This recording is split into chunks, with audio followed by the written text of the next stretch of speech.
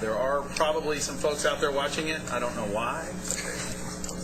Hey, my partner's watching. And to those people, we say welcome. And the meeting of the DEAC is now in session.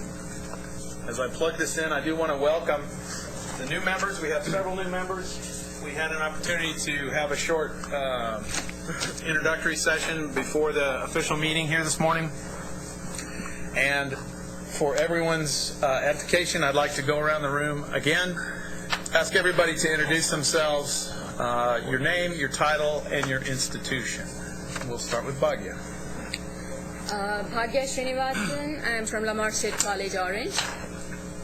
I'm Steve Levy, Associate Vice Chancellor for Instructional Resources and Technology at Houston Community College. I'm Jan Richards, Texas A&M University, and I'm Assistant Director to Distance Education. I'm Tony Renee from Texas A&M Health Science Center. I'm Associate Dean for Academic Affairs at the School of Public Health. I'm Ron Thompson, the Director of the Virtual College of Texas, and my office is at ACC. Bill Alexander, I'm Deputy Chancellor for Texas Campus Operations and Distance Learning at Central Texas College. I'm James Andrews, Director of Distance and Extended Learning, Texas State University, San Marcos. It's a long one. Good morning. I'm Matt Baker. I serve as Dean of University College at Texas Tech. Roy Bartels. I'm the Dean of College Advancement and Technology at Western Texas College. I'm Amy Burchett, Vice President for Academic and Student Affairs at Howard College.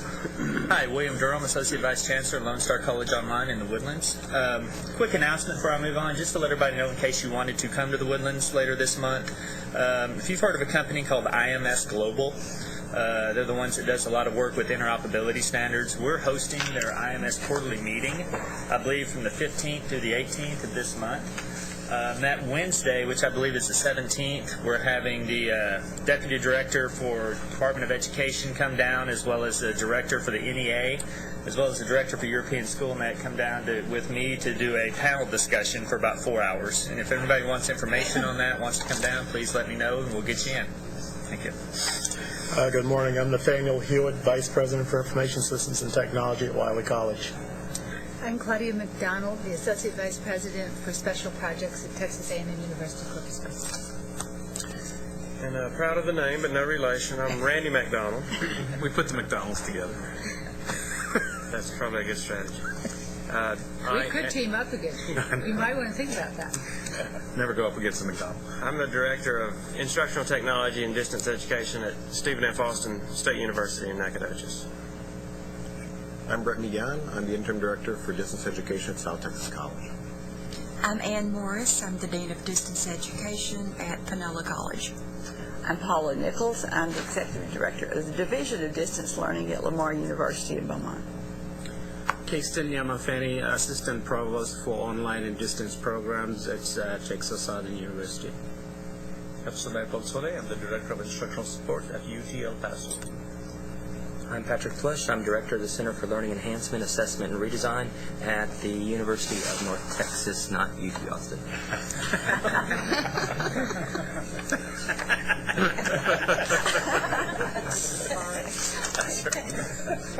I like it. My name's Mark Horton. I'm Dean of Distance Learning at Blinn College. Marshall Shaw, Assistant Vice President for Instructional Support and Outreach, University of Houston. And I'm Gabe Umstead Perry, and I'm with the Coordinating Board, and will be staff support for the DEAC Committee, and you've gotten emails from me, and will again. And I'm Van Davis. I'm Director of Special Projects here at the Coordinating Board. A couple of very quick housekeeping duties before we go any further. First thing is, if you have not given your lunch money, this harkens back to those elementary school days. Let me grab this now so I can give it to Cindy Valdez, who is our administrative assistant. Also, there's going to be two other items coming down that we're going to pass around that we need you to help us out with.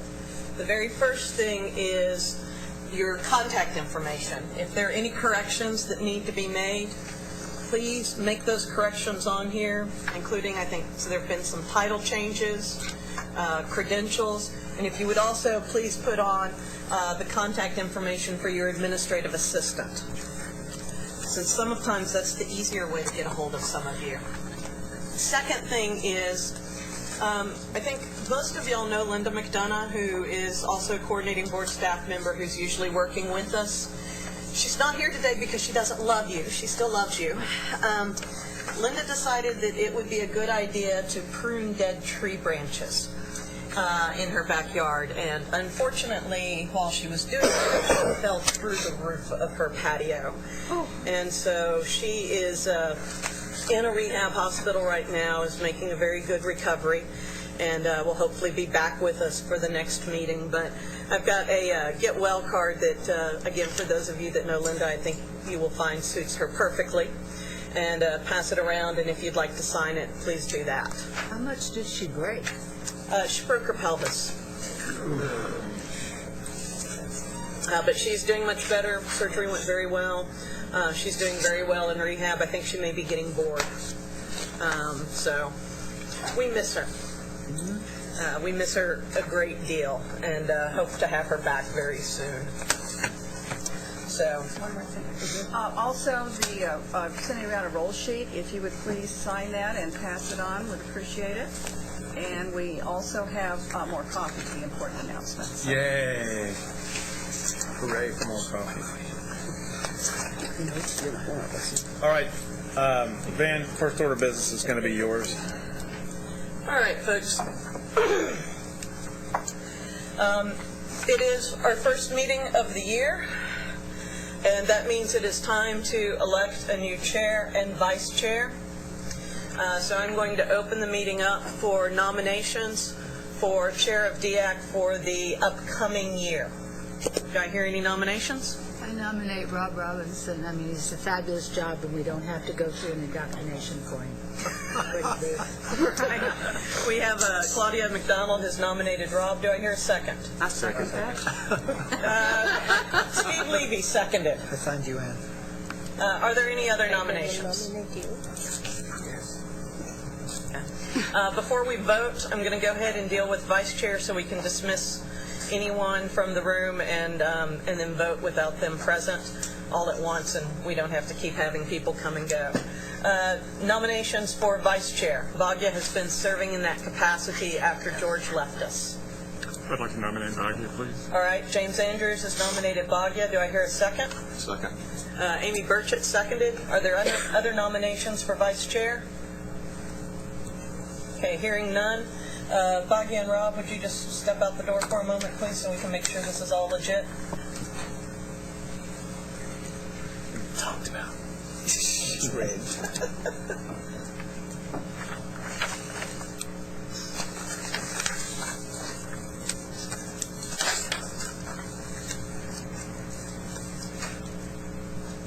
All right, we have a nomination for Rob to continue serving as chair, nomination for Bhagya to continue serving as vice chair. All those in favor, please signify by saying aye. Aye. All opposed by nay. Unanimous. Thank you all very much. Dan, Yes. you want to say a word about this? Yes, thank you. One of the other things that you see going around right now is a sympathy card. Some of you may not know, but Rob's father passed away Friday morning. I asked Rob if he really wanted to be here today when I talked to him on Friday. In fact, urged him to not be here and to take care of himself and his family. And he emailed me yesterday and said, you know, Van, everything has been taken care of. The arrangements have been made. I really want to be with the folks at DEAC. I respect them and I love them, and I want to be among friends. So if you'd like to sign the sympathy card that we have going around, please do so. Is there anyone who hasn't seen it yet? So I guess after you're done with it, Ann, if you'll send it back that We'll way. send it that way if Gabriella maybe could hold it and Yeah. when do you want to present it? We'll Randy, yeah, send it. We'll send it this way and you can do what you want with it. Hey, Matt, would you go grab Rob and Bhagya out? Tell them they have to come back and come to work. They didn't get off the hook.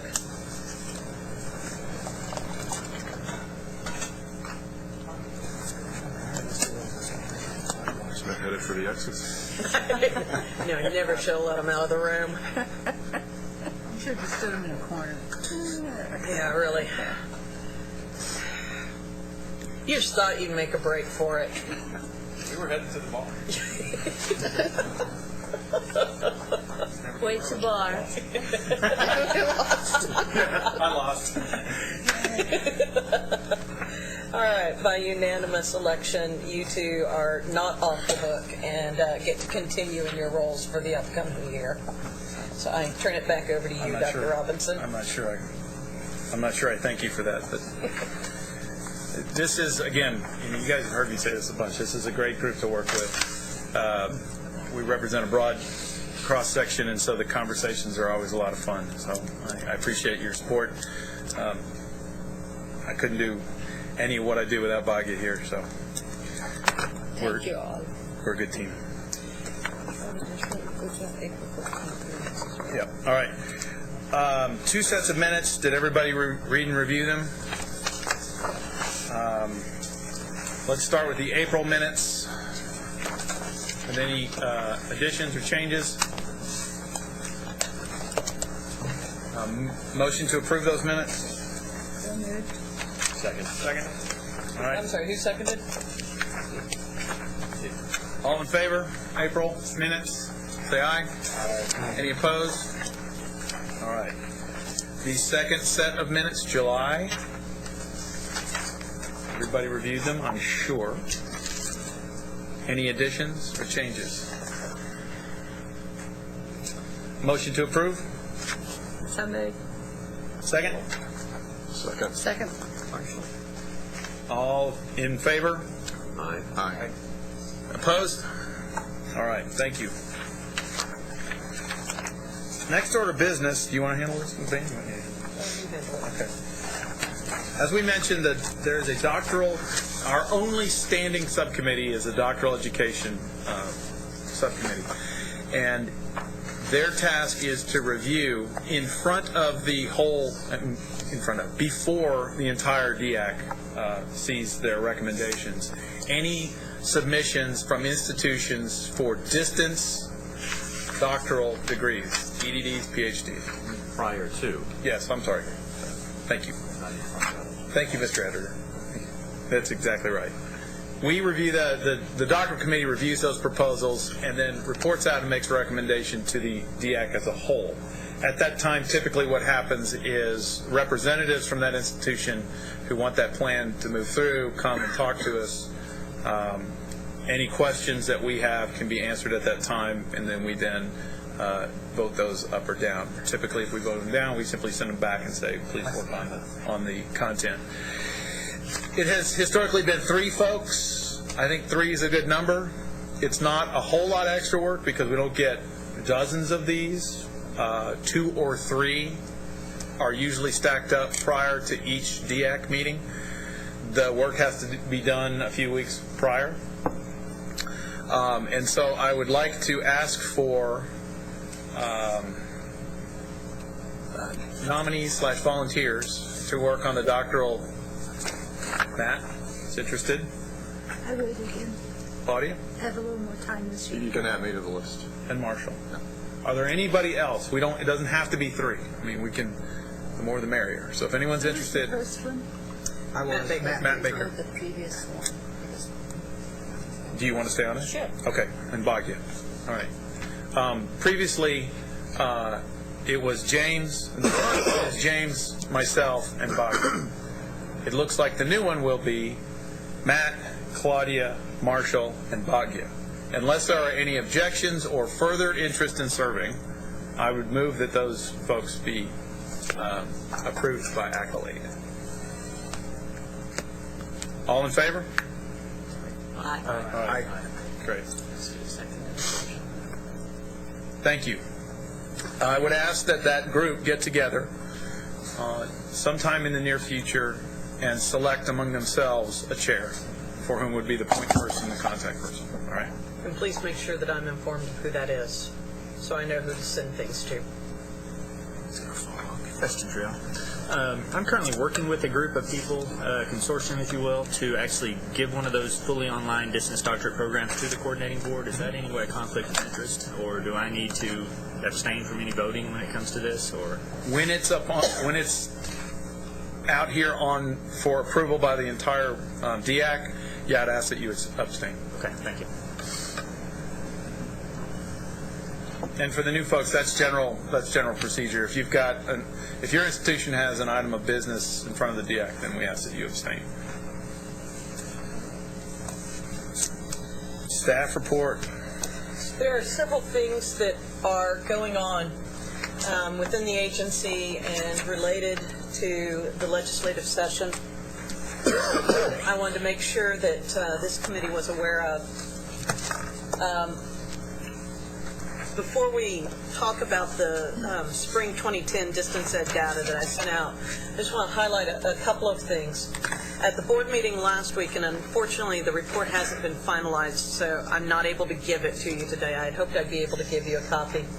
But at the board meeting last week, the board voted to approve and to pass on to the governor's office the Select Task Force on Higher Education Cost Efficiencies report. This was a task force that was convened by executive order by the governor. It had representatives from higher education and from business on it. It was chaired by our coordinating board chair, Fred Heldenfels. And among the items that will show up in that report is a discussion of distance education. And in particular, one of the things that the report talks about is the possibility of doing what has happened in Maryland, which is where students in public higher education are required to take a certain number of distance education courses. I wanted to let you know that that item was in there. Another item that shows up is, and it's not so much a recommendation as it is a discussion of the possibility of having an online institution that would offer associate degrees as well. So as soon as that report is finalized, I will make sure that I email it out to each of you so that you can read particularly those sections pertaining to distance education. We don't know what's going to come of the recommendations that are in the report. I suspect we'll probably see some of them show up as legislation that will be introduced in January. I don't know that we'll see everything show up as legislation that is introduced. It highlights, though, that as we go into this legislative session, that there is a great deal of interest in cost efficiency, and distance education is being talked about as a possible response to cost efficiency issues. I'm going to guess that that's something that will generate a great deal of discussion amongst this committee, and probably the best venue for that is as a part of the discussion for revisions to the state's strategic plan for distance education. I think everyone knows that right now I believe we're looking at a $21 billion deficit going into the January session. They also will be taking up, besides trying to balance the budget, this is also going to be the session that looks at congressional redistricting based upon the 2010 census. For Texans that have been around a while, you know that the last time congressional redistricting came up, things kind of ground to a halt in the legislature as various groups of folks fled to Oklahoma and New Mexico. So I don't think any of us quite know how this is going to play out. But distance ed is already coming up. It is going to come up. We just don't know what permutations. Certainly, I think there is more attention now on the state level about the role that distance education can play in higher education, and particularly in terms of access and affordability for students. So I wanted you to keep that in mind. There's one other item that we're working on here at the coordinating board that also has a tie-in with distance education. We received $500,000 out of the most recent College Access Challenge Grant, which is federal funds, for the development of a statewide adult degree completion initiative. We have over 222,000 Texans who have more than 55 semester credit hours from a public institution and no degree, associate or baccalaureate. We have more than 44,000 that have at least 100 semester credit hours from a public institution and no degree. Those are rather sobering statistics. Texas is above the national average. How many did you say?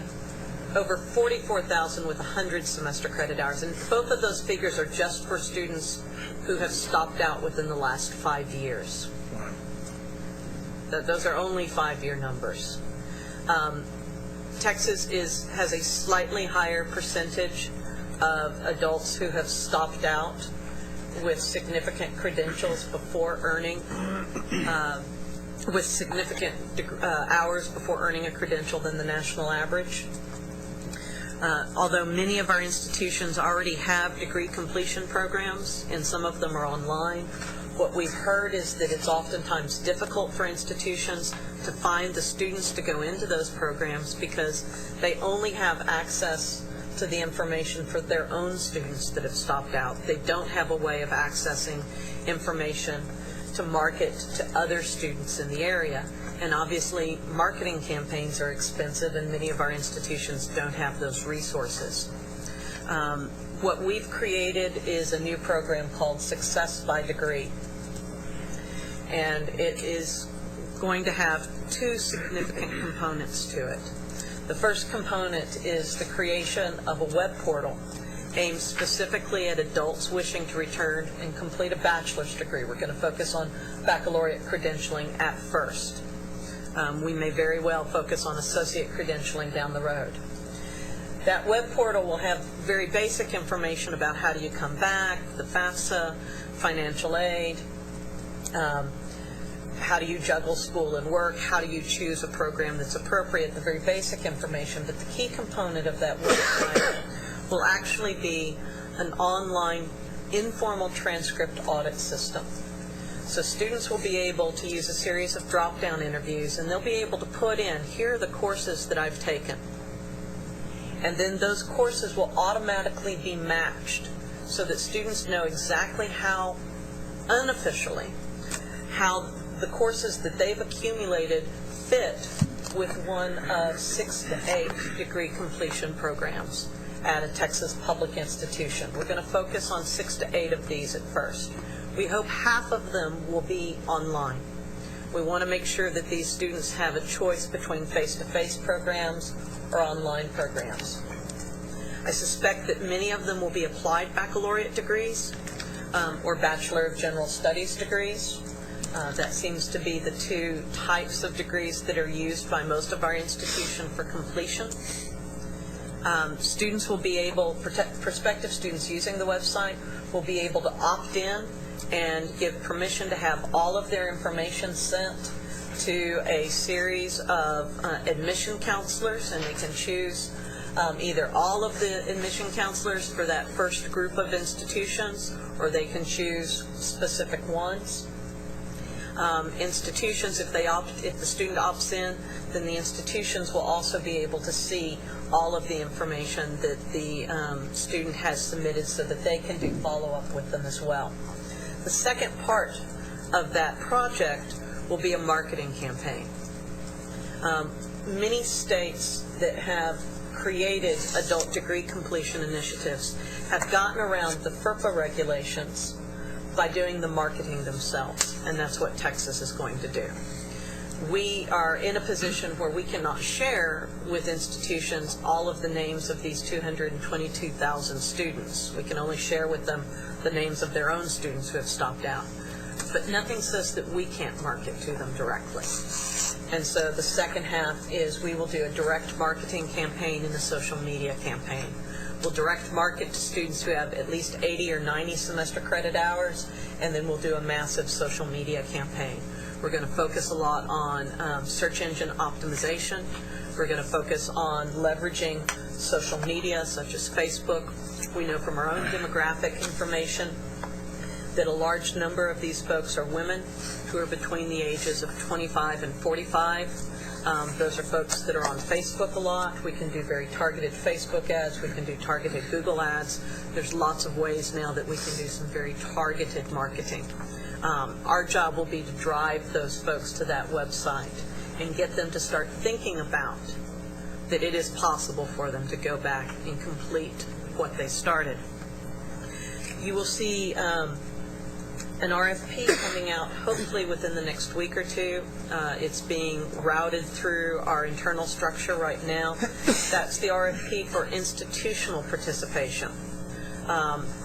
We do not have money to give to the 6 to 8 institutions that participate. We're working very much on a shoestring budget, trying to develop a web portal and do a statewide marketing campaign and do assessment on $500,000 is stretching things very thin, and meaning that we're getting very creative. What we're asking, though, is that the initial 6 to 8 schools that we highlight on the website will be institutions that already have degree completion programs in place, institutions that have shown a significant a significant interest and priority in helping returning adult students. And that can be expressed in a number of ways. These may be institutions that have special advisors for them. Institutions may already have special support services in place for these students. They can show their support and commitment in a number of ways. Those institutions, what they get in return, although we can't give them money, we can give them some exclusive access. There'll be the programs on the website. You know, if we have 222,000 adults with 45 semester credit hours, if we even get 10% to go to the website, that's 22,000 students. We get only 1% to think about to re-enroll this upcoming year. That's 2,200 students. I hope that in a year from now I'm sitting here and telling you, oh my God, we don't have capacity. So because unfortunately we're dealing with such large numbers, any small percentage is going to be huge for us. We will ask those 6 to 8 institutions that participate, we'll choose them based upon those that already have programs and have shown a commitment. We'll ask them to work with our assessment folks in providing some basic assessment data so that we can start trying to figure out what are the best strategies for getting adults to return to school and to complete their programs. And then we'll ask them to work with the vendor who will be doing the website. That vendor hasn't been selected yet. We're currently getting DIR approval to not use one of the current state vendors because there's no state vendors that do this. And then we'll be doing a competitive RFP, but I hope to have that contract awarded by December with the site going live in May.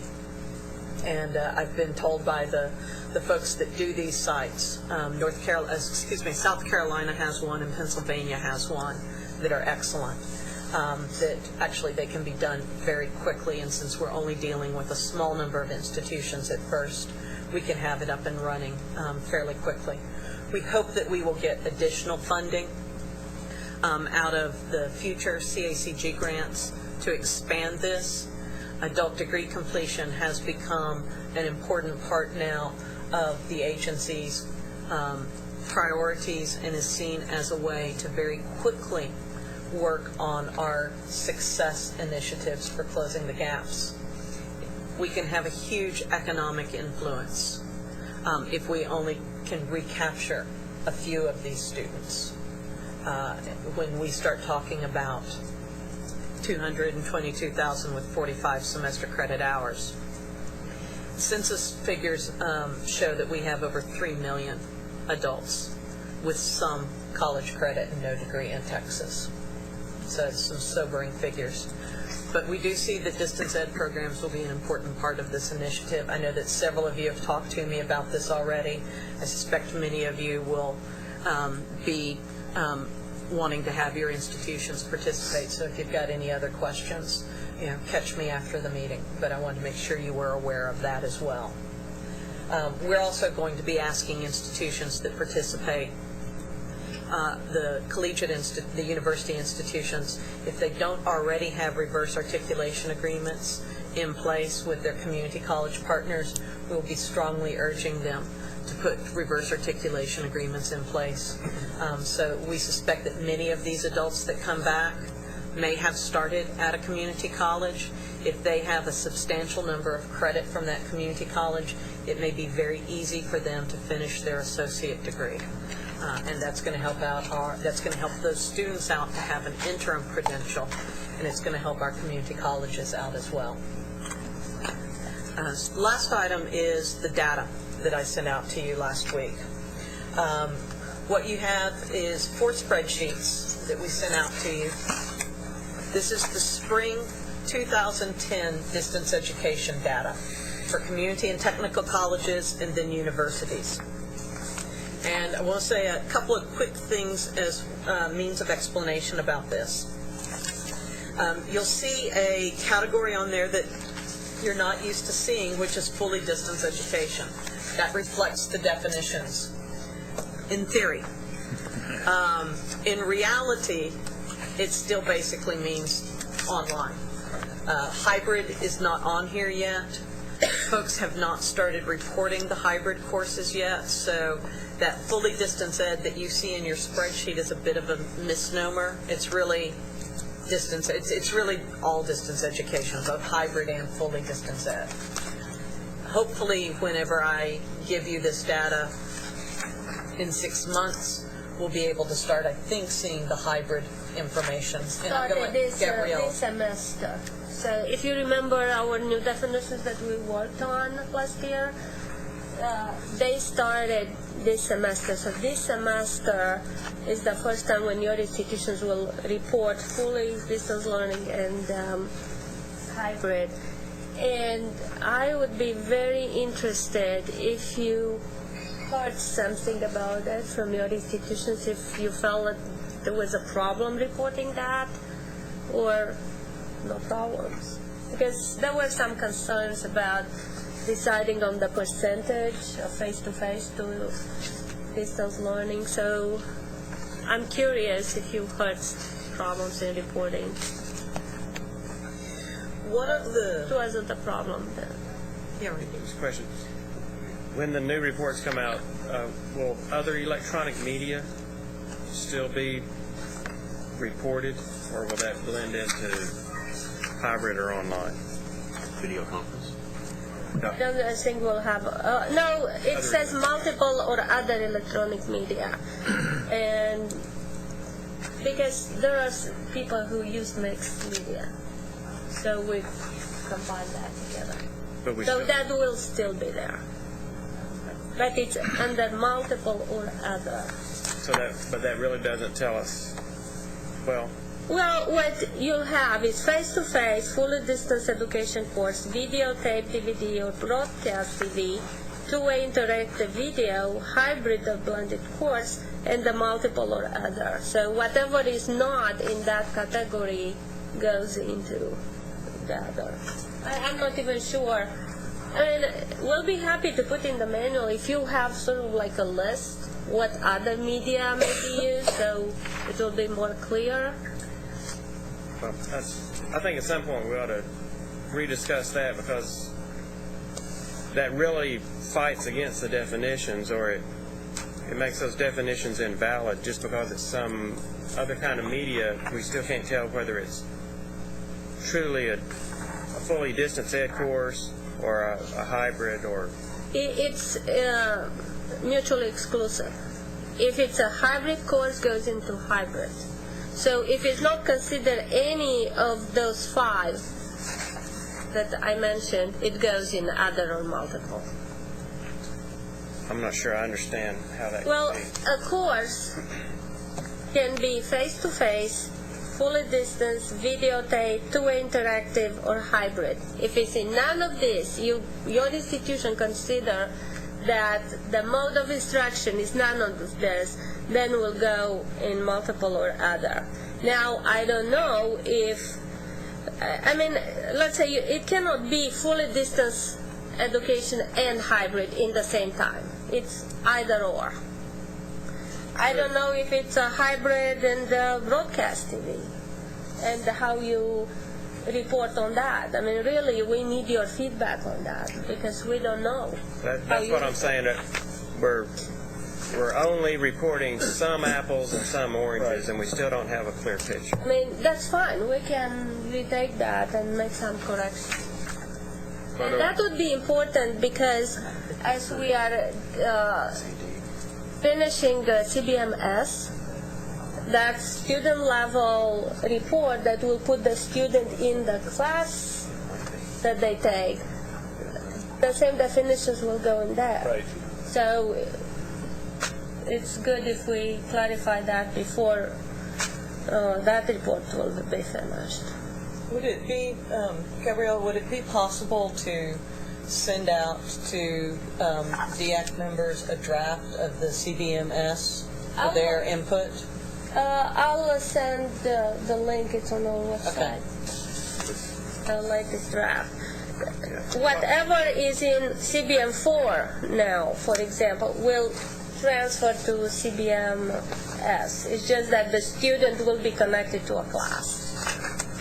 I'm just suggesting it still needs further, we need to look at further because we're trying to mix in the same report mode of delivery, which is one thing, and then the media used. And you can report on the media, it appears, and not report on the mode. We can separate those if you think it's useful, and so we can have an item that says instruction mode, and we'll have this face-to-face, hybrid, and distance ad, and then we can have a media where we start saying video, broadcast, whatever else you have. And the balancing facts that we need to think about are how difficult it is to actually report that out at the campus level. Right? Yes. So when we hand it to the folks that are in charge of the SIS, the institutional reports, if they don't have it on the campus, they can't report it. So we might wind up with, even if we make it more granular, if the campuses can't reflect that on their institution, then what they're going to report is basically still going to be these big buckets. And plus, every change that an institution is doing in the reporting system costs money. Yeah. I don't know, they will have to change for the CBMS. That's why maybe it will be the time. But again, you know better what your systems show, as Rob said. Steve, then Marshall. Yeah, I was just going to add on to what you were saying, and then we also have to take into account of what value those data would be. Right. And if it's minuscule numbers, and we won't know that actually probably until we create the categories, Right. but at the same time we have to try to consider in advance of what value those data would be to us, especially if they're very, very small numbers. And that's If not, then it certainly would be a value. And that's what I was going to mention. I mean, what's the intent of the data capture? What are we trying to establish? I mean, I know that the conversation that we had last year, we talked a lot about, does it actually reduce seat time? I mean, I think that was a real driving factor that drove that discussion last year. And I'm not sure understanding mode of delivery, unless it's a significant instructional mode, I'm not sure there's a lot of value in capturing it if it's some kind of an outlier in the total data Well, set. that's the only way you can find out if it's a distance learning course or not. I mean, that's the item that tells you if it's a distance learning course or not. So mode of delivery and basically the amount, right? But I guess the question I've got for Randy is, I mean, are you trying to sort of parse this out so that there's certain kinds of modes of delivery that are uniquely captured in the data set? Because they have some bearing in terms of infrastructure commitment, or they inform us in terms of, I guess, common practice across the state. Well, maybe we don't have to go to some, statewide trouble to make it more granular reporting. Maybe there's other discussions that could maybe address my questions. For example, when I'm looking at the university data, two of the largest producers of semester credit hours are in this category, other electronic media. So these are institutions who are producing lots and lots of credit hours, leading the state. But I can't tell from looking at it, is that What they're doing.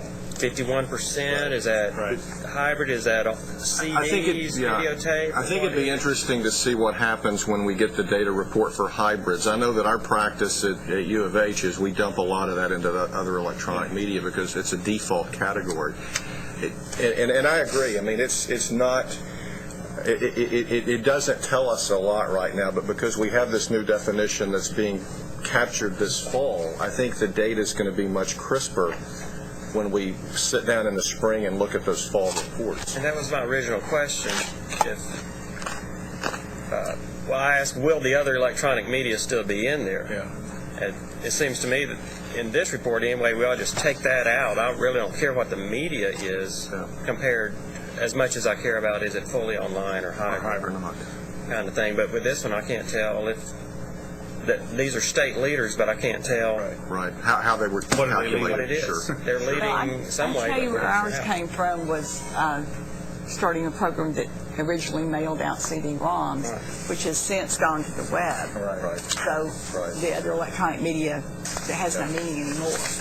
Yeah, I suspect a lot of institutions are using it as a default in the absence of any clear categories at this point. So, again, I think it'll be real interesting to see how the data sets look when you run the numbers for the fall. Do you think it will be useful to work a little bit not on new items, but to define better those media that we have here? Sure. Yes. So it will be more clear if you do this and report here. Yes. Probably we may need an others anyway, because if it's none of those, they need to put them somewhere. But if it's better defined, we don't want to be.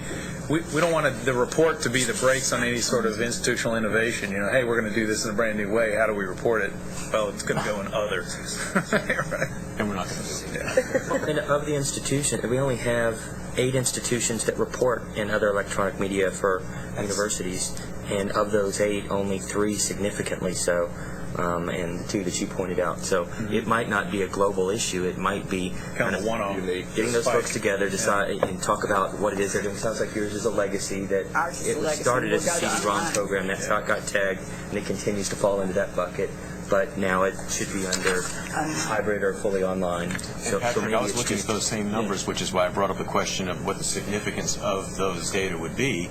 Since we only have a small number, I was just looking through it, and most of the institutions don't report that data.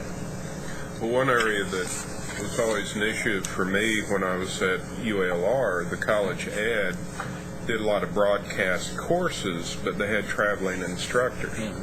So that might be a blended course, but it's not blended in the aspect that, it's online if it's blended. So compressed video rather than... If it reduces seat time, so there's a bright line. What are the technologies you're using, and how much is the student sitting in a class? Really? I think we defined the hybrid versus internet modality, right? Maybe we should say distance learning, not just online. So it will capture what you were saying. Well, currently the definitions say when the student and instructor are apart. Right. And when you get into some of the broadcast courses and you have a traveling instructor, well, there's a percentage of the time when they're not apart. Right. And that was always a reporting issue in Arkansas. Yeah. But now it will be better with the hybrid then. Well, I don't know. At my institution now, our issue is we didn't change the catalog and still haven't changed our definitions. So for this year reporting, our folks are looking at online, but blended at our campus is defined as face-to-face. So, we won't, I guess, we probably won't have a blended number in there this time around. Do you think I'm I was sorry. going to say, why don't we just wait and see what the hybrid information yields, and then bring this discussion, because I think your point is a good one, Randy, and let's just bring this up again at the next meeting. When's the report out that includes hybrid? Probably the next meeting when Before our next meeting is really my question.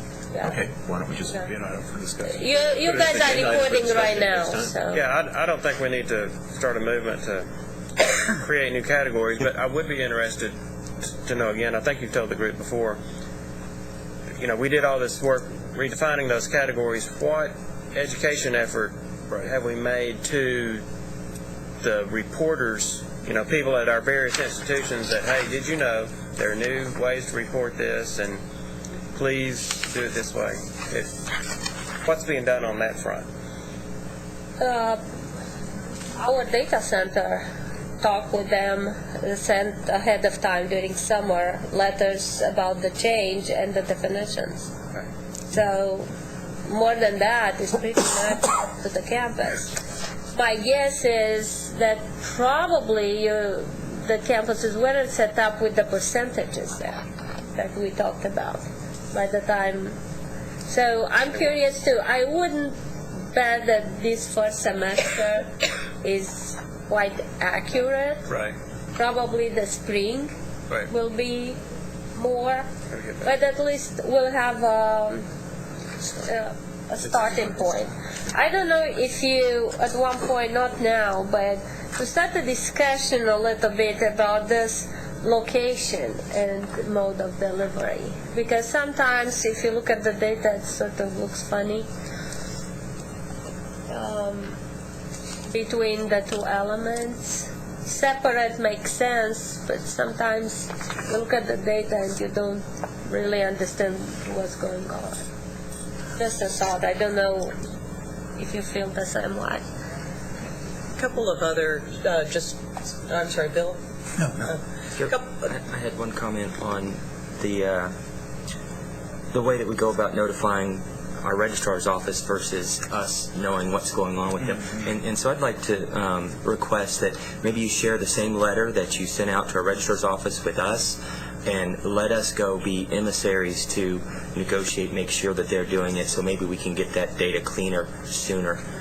It also will help us know what they're supposed to be doing and kind of see whether they are moving quickly or not.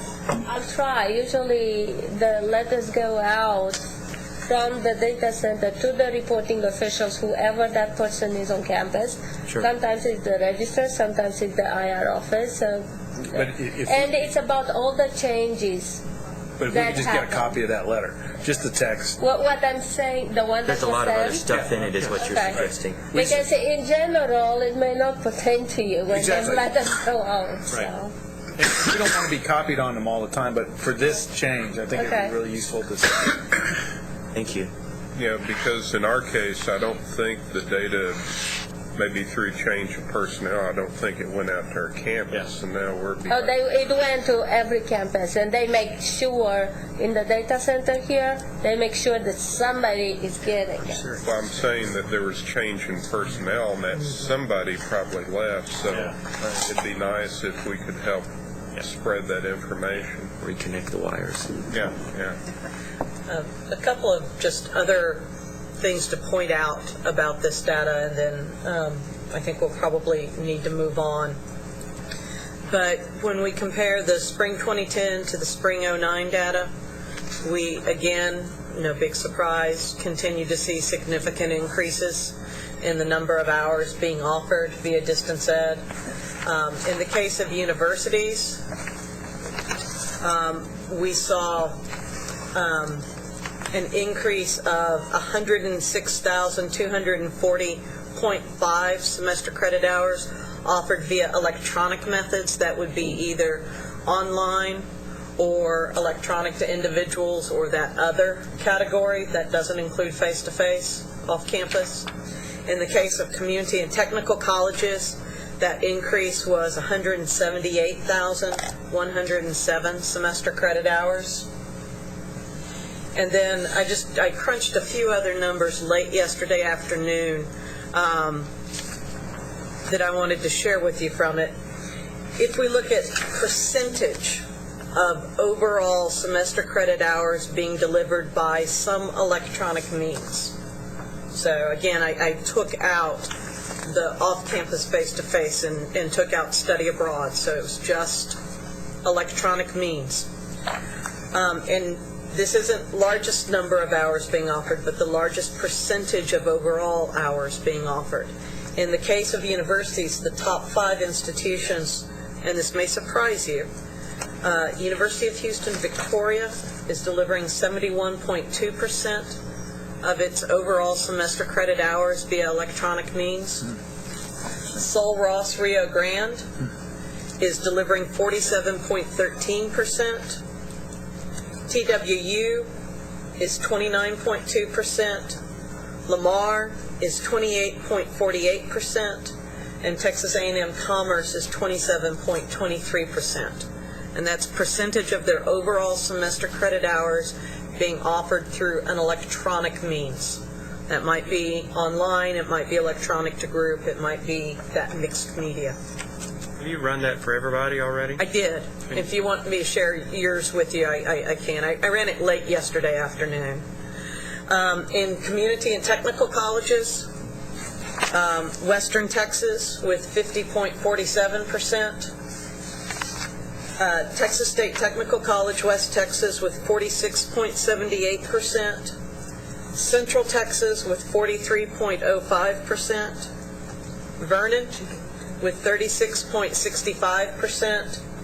And Dallas County Community College District Cedar Valley Campus with 31.09%. And again, that's the percentage of the overall semester credit hours being offered via distance ed.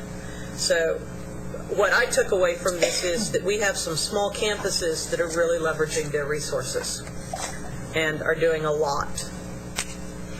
Did you have a... Do you have, of the original numbers, the overall increase in semester credit hours, do you have those percentages? I didn't run the percentages this morning. I'll try to run them at lunch for you. Maybe... My mathematical abilities are sometimes questionable. Remember, I'm a historian. So. Mine are too, that's why I'm asking. Then maybe we should change a little bit this report to show percentages or increases, or because quite frankly for me, I'm looking at this and I see face-to-face 1,000 so I have no idea exactly what that means. You have to have an intuition about the size of the institution. Really. So maybe we can give you a different look. Some context. Some context, yes. Maybe we can add the increases from a semester to the other or whatever. You and I'll work on that. We need to sit down and work on that. Motion to...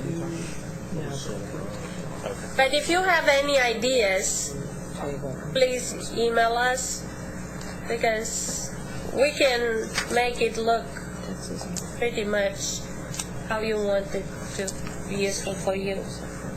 We can guess what is useful for you, but... All right, does that wrap up staff reports? Yes, it does. Thank you very much. Very informative, as usual. The next 2 items, 7 and 8 on the agenda, we're to be discussing of a proposed draft of distance education doctorate of education with a major in developmental education administration from Sam Houston State. They've asked that be tabled. I'd like, because we are a public meeting and the agenda had already been published, we didn't take it off, but I'd like to have a motion to table that until the spring meeting. So moved. And a second from Matt. Thank you. And that is, so that covers both 7 and 8. All in favor of tabling this until the spring meeting? Please say aye. Aye. Thank you. Any opposed? So does that mean the doctoral subcommittee already has their first assignment? We've already reviewed that. You will have it back to re-review. Yes. So yes, it does. Yeah, it's coming your way. What was the reason for them pushing out when they wanted it to be considered? They decided that they wanted to do further revisions. So it will go back through the doctoral subcommittee? Yes, it will. And this is a new doctoral program. We had already done a site visit with our external content consultants. And so this is one of those cases because it's a brand new program. We had done a content evaluation. DEAC was going to be doing the modality evaluation. They wanted to make further revisions to the proposal based upon both the content consultants' comments as well as the doctoral subcommittee's comments. Very good. Thank you. All right, so we're going to move on to item 9, discussion of proposed distance education doctorate of philosophy with a major in medical sciences from Texas A&M University Health Science Center. And we have an active conference line, and I wonder if anybody from A&M University Health Science Center is on the line. Hello, this is Rob McCallum, Vice President for Academic Affairs at A&M. Wonderful. Thank you, sir.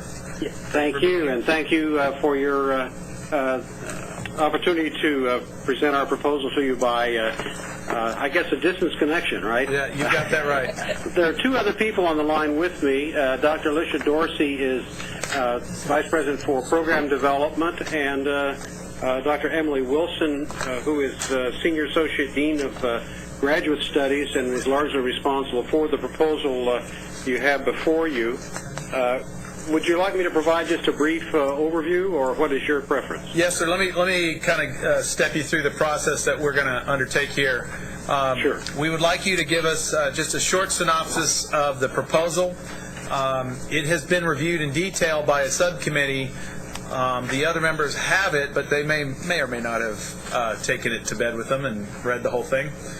So an overview in your words of what you are proposing. Then we will we'll open the floor to any questions. The doctoral subcommittee will sort of lead that questioning. Anybody's open to answer to pose any questions, and if you would answer those. At the end of that discussion, typically it's not a very long discussion, we would ask that you then terminate the call. We will have a discussion here. We will then have a vote, and that will be communicated back to you by coordinating board staff. Okay, very good. Thank you. So take it away. What you have before you is a proposal to approve offering of an existing PhD in medical sciences as an off-campus instruction program at the Institute of Bioscience and Technology in Houston. Actually, as a brief background, we have been providing doctoral instruction in Houston since 1992, but as of 1999, when the Health Science Center was formally organized and the Institute for Bioscience and Technology was brought under the umbrella of the Health Science Center, the graduate program in medical sciences was formally introduced there, and we have been, as I say, providing that degree program since '99. We recently have undertaken a complete degree audit for our pending SACS accreditation, and after some consultation with representatives from the coordinating board, it was concluded that with the changing rules and regulations of distance education, that we should request formal approval of the Houston degree program as an off-campus instructional site. So that is the thumbnail of the proposal before you. The School of Graduate Studies in the Health Science Center contains graduate programs across our institution in Dallas, Houston, Temple, College Station, and potentially other sites in the rural public health programs. The instruction that occurs in this program is virtually face-to-face in Houston with our full-time graduate faculty and a combination of Texas Medical Center faculty from the UT Health Science Center, Houston, MD Anderson, and Baylor College of Medicine through a consortial agreement, which I believe a copy of that memorandum is attached to the proposal. So the Distance education, technical distance education does not occur, but clearly it is at a site 90 miles from our main campus. The emphasis is in an MS and PhD training in basic biomedical science, with a fairly substantial emphasis on interdisciplinary training. We at any one time have a steady state of 40 to 50 graduate students on site, and receive somewhere in the neighborhood of 20 to 25 applications per year, accepting 6 to 8 students per year. The Institute and the Health Science Center support incoming graduate students the first year of the program on an assistantship, and then they are supported on stipends through research grants the subsequent years of their program. It is a conventional PhD program with essentially 96 hours required, with 30 to 36 hours of didactic classroom instruction and the balance dissertation research. All of the student advisory committees are maintained on site at the Institute and coordinated through the main campus through the graduate school. I guess other than that, this is, as I say, an ongoing program. There are no new costs to approve this. It has been funded since the inception of the Health Science Center. There's no anticipation of rapid growth in the program since we have, as I say, a steady state of students currently. And finally, the local administrative efforts are carried out by an associate dean of graduate studies with some administrative support on site. But then again, that's connected to the graduate school in College Station.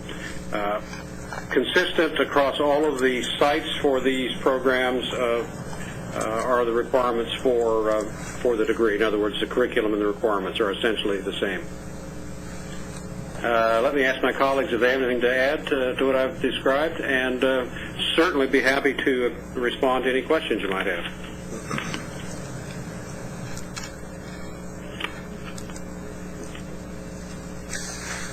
Okay. I appreciate that. I think we've got a pretty good handle on what this is. Again, the doctoral subcommittee did review this in detail, and their unanimous response was, well done, well-written report. We wish they all had been so easily consumed. The doctoral subcommittee recommended approval as is with no changes. Now, I do want to open it to the floor to make sure that we are all comfortable with what is being proposed. So if there are any questions, please. And I'd look at James and Bhagya as people that have read this in depth. Anything? No, very well written.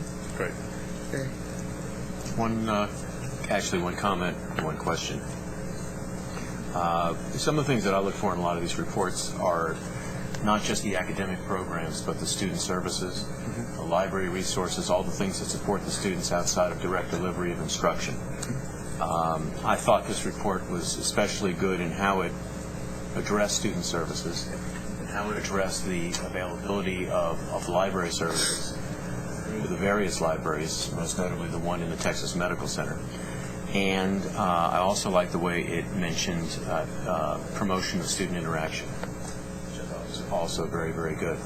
That was the one comment. The one question I have is that and pardon me for being pretty much unfamiliar with a lot of what you're teaching in this program, but I saw on early on in your proposal, employment of medical scientists is expected to increase 40%, except in the report you also say that you don't expect to grow the program at all in terms of the number of admissions you have each year. Are there any plans, I know that you briefly mentioned that in just the last 5 minutes or so, but are there any plans to increase? Because it seems as though you're going to have an increasing need for graduates from this program to go into the workforce. And perhaps 6 to 8 per year, you might want to anticipate growth in the future. Are there any plans to grow the program or increase capacity of enrollment? Thank you for your question. The audio is kind of cutting out on our end, but certainly we don't anticipate substantial growth. We have constructed a 5-year budget that would allow for that to happen. You folks understand the reality as I do about state funding at this point. So we certainly have maintained the program at fairly steady levels over the past 3 to 5 years and don't anticipate major growth. And I think also a opportunity in the future for perhaps something akin to video conferencing connects for distance ed, but no serious plans for online curricula and those kinds of things. Are there other questions? All right, hearing none, again, thank you for your time today. Congratulations on a well-written report. We have actually used this as an exemplar for some other folks. And at this point, we'd ask that you terminate the call, and we will have a short discussion here, and the results of that will be communicated to you by coordinating board staff. Very good. Thank you again for the opportunity to discuss it with you. We'll disconnect now. Thank you.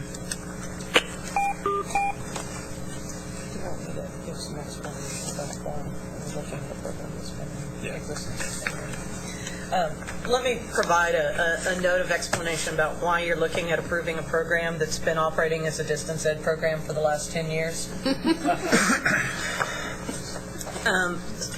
There has oftentimes been confusion, I think, with health-related institutions regarding distance education policies, and that is there's evidently a long legacy of that confusion. We have worked very hard within the last few years to clear that up with our health-related institutions. A&M Health Science Center contacted me back in the spring. They were working on their SACS reaccreditation review and were doing a very thorough degree audit and looking at their distance education programs. And they discovered themselves at that time that they were not in compliance. They self-reported. I worked with them for a long time in sort of parsing through what they were offering, what notifications were required, what was distance ed by our definition, because it wasn't distance ed by their definition, what still required notifications, what would require of their doctoral programs to go through this process. When everything was said and done, there was just this one doctoral program that was not being taught at what we would recognize to be a branch campus, and this is really what it boils down to. The Institute of Biomedical Technology isn't an official branch campus, and that means that although for them it is a teaching site, it's not a branch campus, so we consider the degree offering there a distance education degree. And that's where the source of confusion was. And that's why you're now looking at a program that's been operating and obviously been operating successfully for 10 years. And I'm going to be in the position of taking that to the coordinating board in January and explaining it to them. So perhaps that gives you some context for why you're doing this today. All right, I think it's pretty clear. I'd open the floor for a motion for approval. We approve. James? As is, please. Thank you. A second? Dan? Any further discussion? All right, all in favor of approving, please say aye. Aye. Any opposed? Yes, and one abstention. Are there abstentions? Thank you. Thank you, Van, for reminding me, and thank you, Tony. All right. We are running slightly ahead of schedule, which is joyous and unheard of. We'll make up for it. Yeah. I'd like to, before we have lunch delivered, I'd like to move ahead and talk about the proposed updates of the principles of good practice. I do, but I want to make sure. Has everyone read this document? It got sent out electronically. You printed it out. Does anybody need copies? Does anybody need copies? We have a few copies. that the hybrid? It's the hybrid. Yeah. Correct. It says, right. Give it a good one.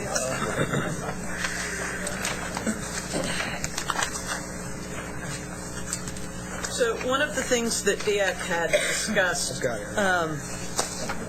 last year when we added the hybrid definitions was the need to make sure that we had principles of good practice that reflected both hybrid education as well as fully distance education.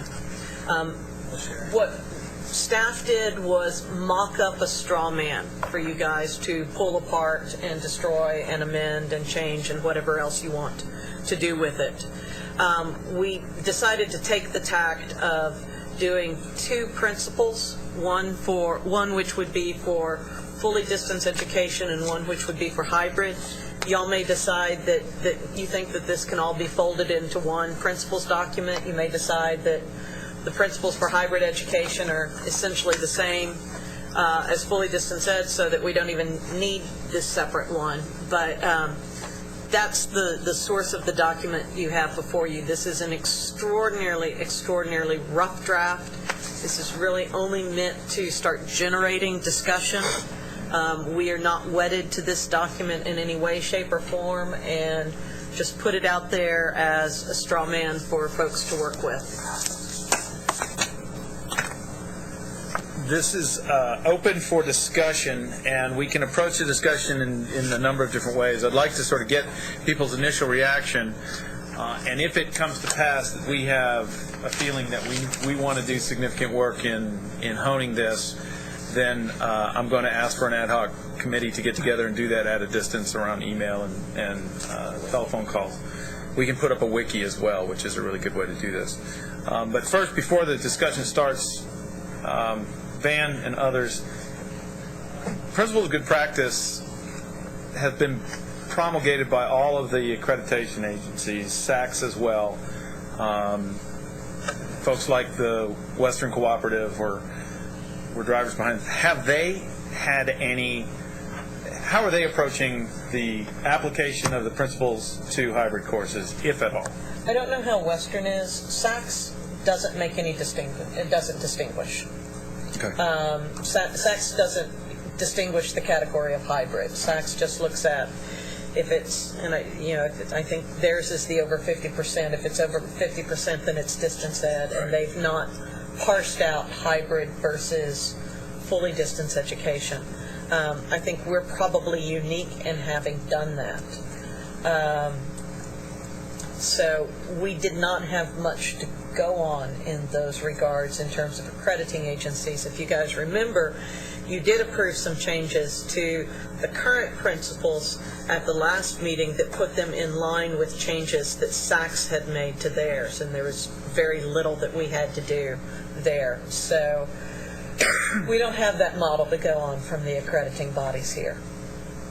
It was one of the first questions I was going to ask. Why, when our definition is 50 to 85, are we going 50 to 100 in the first paragraph? That's good. Yeah, we just missed that. Thank you. Let's see if you were paying attention. Yeah. Let's scaffold the discussion a little bit before we get down into correcting gross inaccuracies, and talk about this sort of in the largest sense, structurally.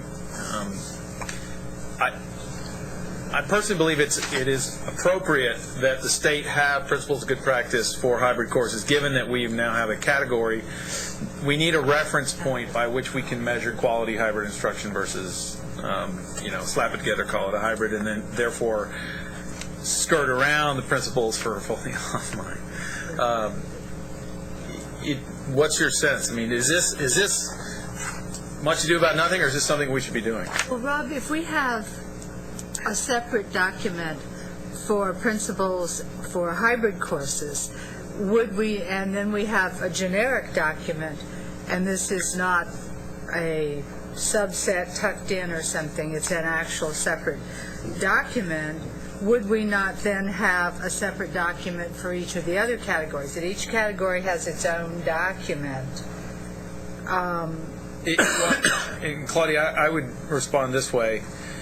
I've struggled a little bit with how to apply quality rubrics to hybrid courses when the quality rubrics that we're familiar with, Quality Matters or Chico State or the ones that we've built ourselves, really encompass a course in its totality. In other words, how are you doing assessment? Well, if I'm doing a hybrid, perhaps I simply want to do all my assessment in class, right? So how do you break apart the pieces and still be able to stand it up and measure quality of and the instructor may mix and match. So I may be doing it different on a videotape. Exactly. So I think that having a document that in some way recognizes that hybrids are fundamentally different than fully online courses, but yet we want to reference all those good practices for online courses. I mean, it's actually a tough way. But Rob, aren't the principles going to be the same?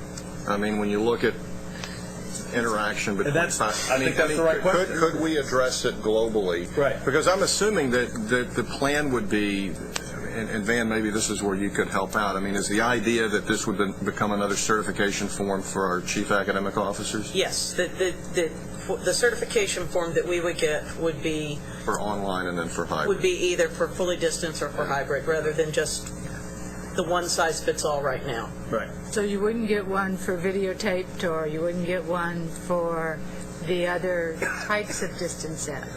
No, and I guess the way that I see it, and this is just the way I see it, so that's all the authority that it holds, which is absolutely nothing. To me, whether a program is fully distance education or hybrid is an issue of the percentage. The modality, the actual media that is used is a separate sort of category. So, and that's sort of the way that we've dealt with this as all along. You know, if you look at our principles of good practice right now, it encompasses all of the different medias.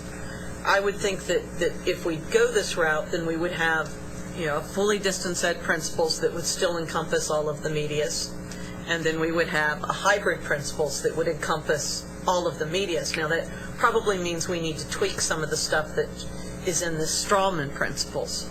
But again, that's, you know, we're floating this to see what you guys want to do.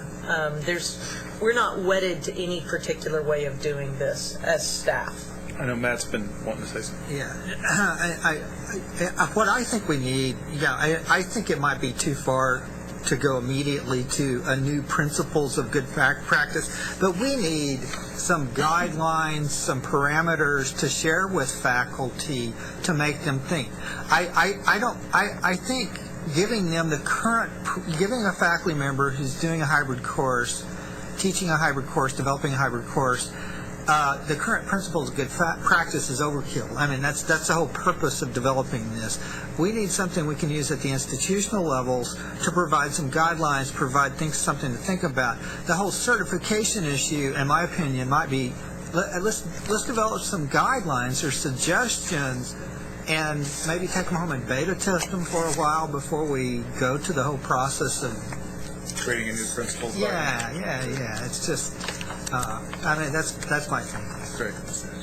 Paula? When we met and really defined hybrid on our campus and our institutional policies about it, we just simply said that the portion of the class which was not held face-to-face must conform to the coordinating board guidelines for good practice. So.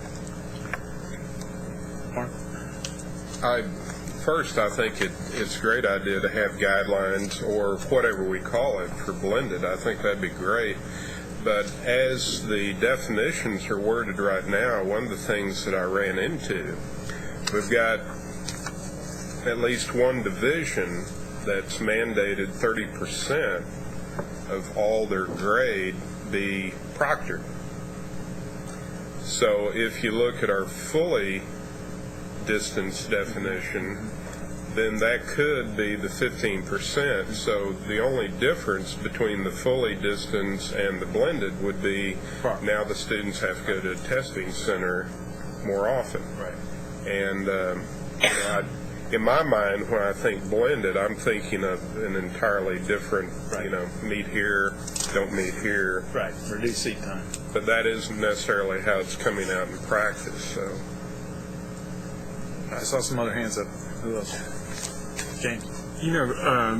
I think it depends on how the institution uses the principles of good practice. Our faculty look at it as an ongoing way to self-evaluate their course, and so what would be the institution's intent on how to use it, I think, would matter. I'm kind of almost don't want to get into having two documents, but rather to get a way in which, as they are developing their courses and as they teach that course for the first semester, we really don't want them to turn that in until they've had a chance to tweak it using that principles of good practice as a guideline. Just comment. Yep. I mean, certainly that's the hope, is that it is given as self-study as, as they're developing the course. There are times when we use it as a 2x4 with which to smack somebody upside the head, but that's few and far between, I hope. Other comments about this approach of a second principles document for hybrid delivery? Sometimes I would almost like to just see a principles of good practice and then have a category at the very end. If the course is a hybrid, this is in addition to, so that you had one document to work with. It would be less confusing to faculty, to people doing certifications, and so on and so forth.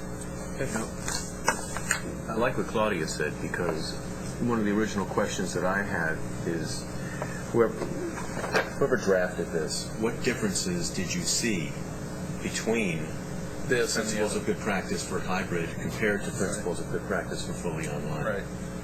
What really stood out as a significant difference?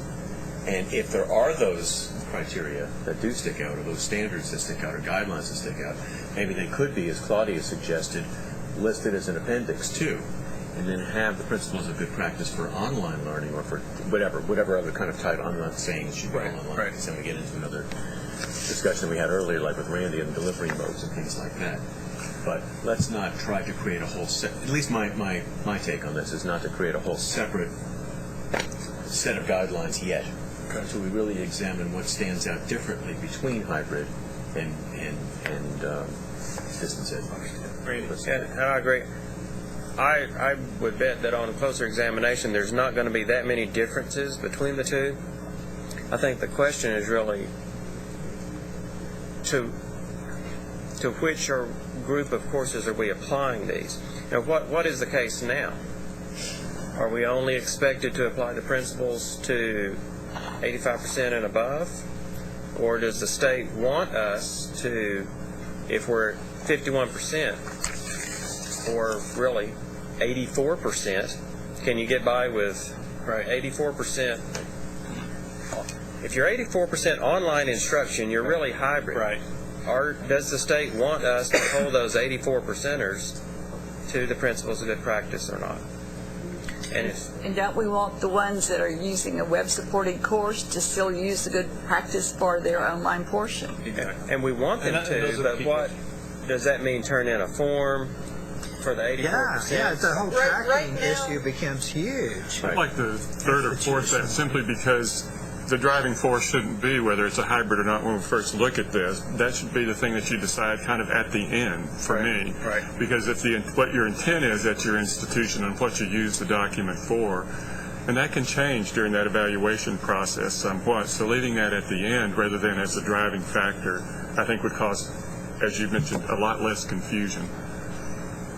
Right now, to answer your question, Randy, is any course that is over 50% at a distance requires, it requires the principles.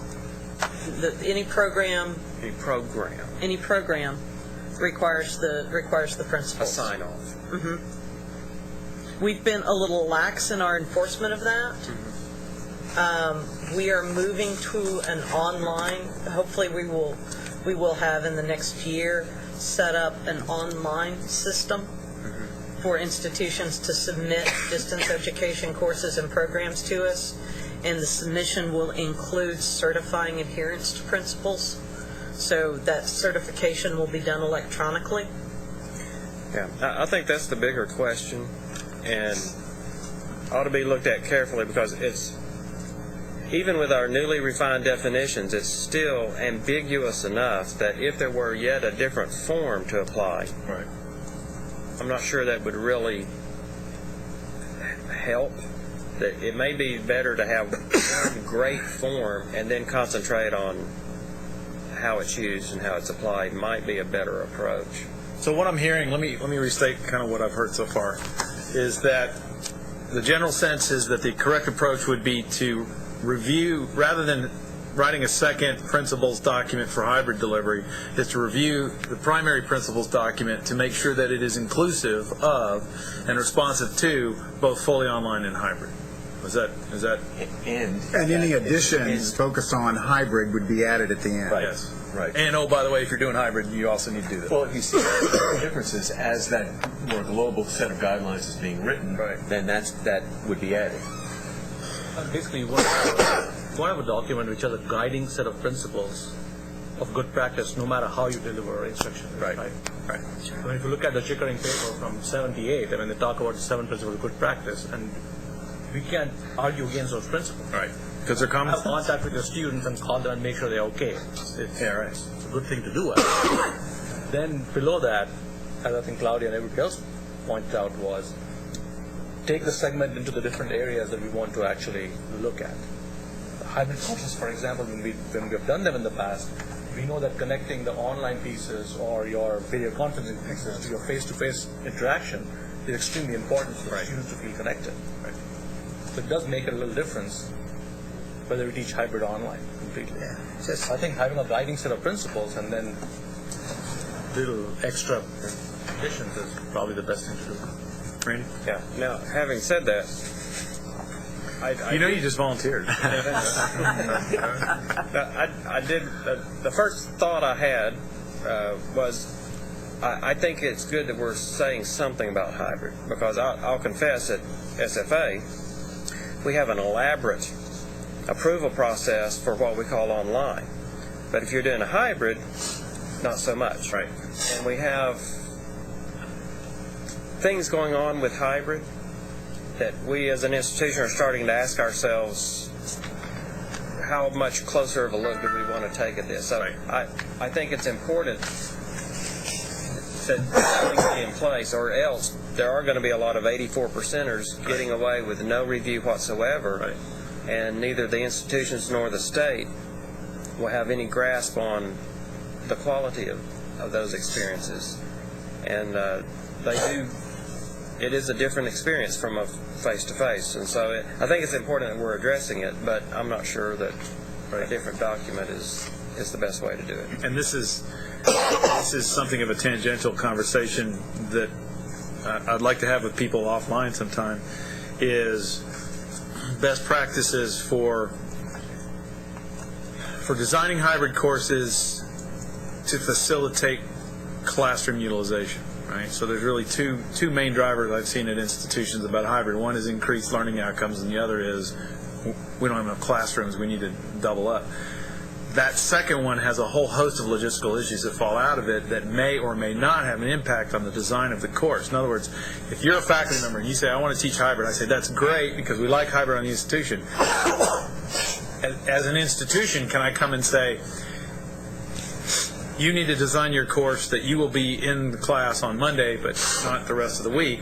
Or is that affecting your design, your core design? You see what I'm saying? It's a difficult set of issues. And again, that's tangential to the principles that we're talking about, but I think it's a non-trivial set of discussions that needs to take place. If you guys have solved it, talk to me. Well, tied with that, we at Central Texas College in our math department, we literally, when you take a class, you can take it 100% online, or you can take it 100% in the classroom, or varying stages thereof. Geez, that's nice. They use iLink, and every everything is videotaped and everything that is done in the classroom is documented online, and a student who is somewhere halfway around the world will get the exact same instructional process that took place in the classroom in an electronic format. You're hitting a very important topic too with the growth of just not only face-to-face but online, the real estate capacity planning piece. You may have to teach a class where it's hybrid and only Mondays you can be in the classroom and Tuesdays simply because of the physical plant. Well, the main driver at my institution for being interested in hybrid is exactly that, classroom utilization. Interestingly, schools like Wiley were coming from the other side because we entered into the online environment from the hybrid side first, and which is why I really appreciate what you said about the form itself. We looked at the best practices strictly for assessment on the back end.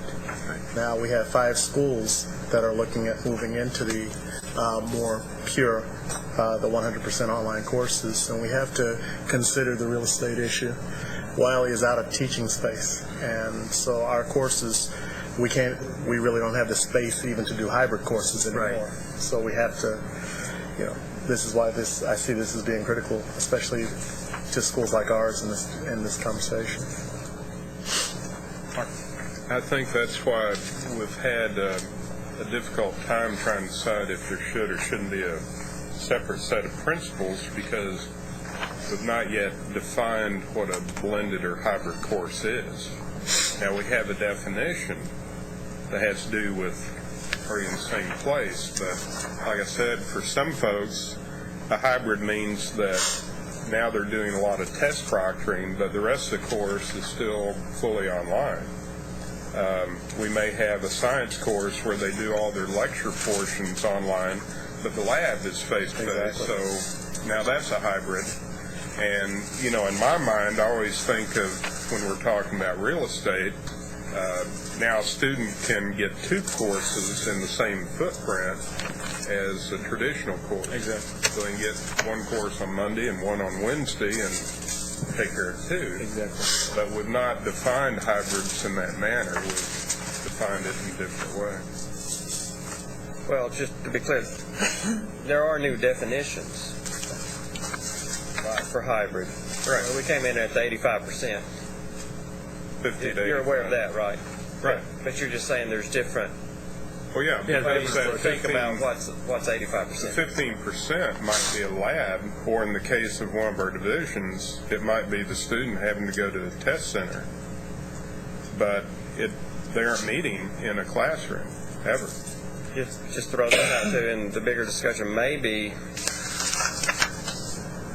it'd probably be important for that committee to think about, I'm thinking about requirements here. I mean, there's one thing, we all want good practice, and we need tools to help us have better practice, but a lot of things that come out of this committee too end up being a requirement or a report or a sign-off that somebody has to get. So it's important to not create a monster for ourselves, but in doing that, we might want to think about the difference between hybrid programs and hybrid courses, because, you look at the stats and you think 5 or 10 years from now, there's going to be hybrid all over the place, and we don't want to end up having to do a form for every course we teach. But a program is still a little different animal. Yeah. So.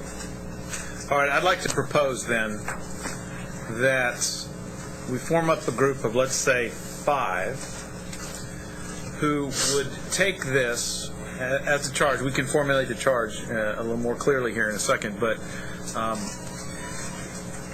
between now and the spring meeting, I'm looking at you to make sure I'm not messing with any of your timelines. You're okay so far.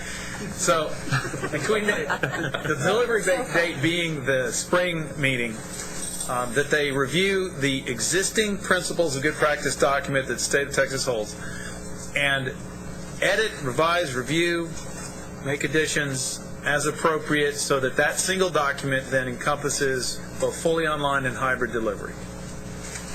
Now, that's a broad charge, and once you open the box, I think that's not a small task, actually. That's what I'm saying, right? So what I'd like is to find some volunteers are willing to do that. It doesn't have to be face-to-face. You can do it via email. We can support you with a wiki. You can, there's a lot of ways that we can approach it. I'd like the group itself to be the leads. If we use a wiki, you can get the input from the rest of us as well. Does that sound like a reasonable approach to this task? All right, now here's the hard part.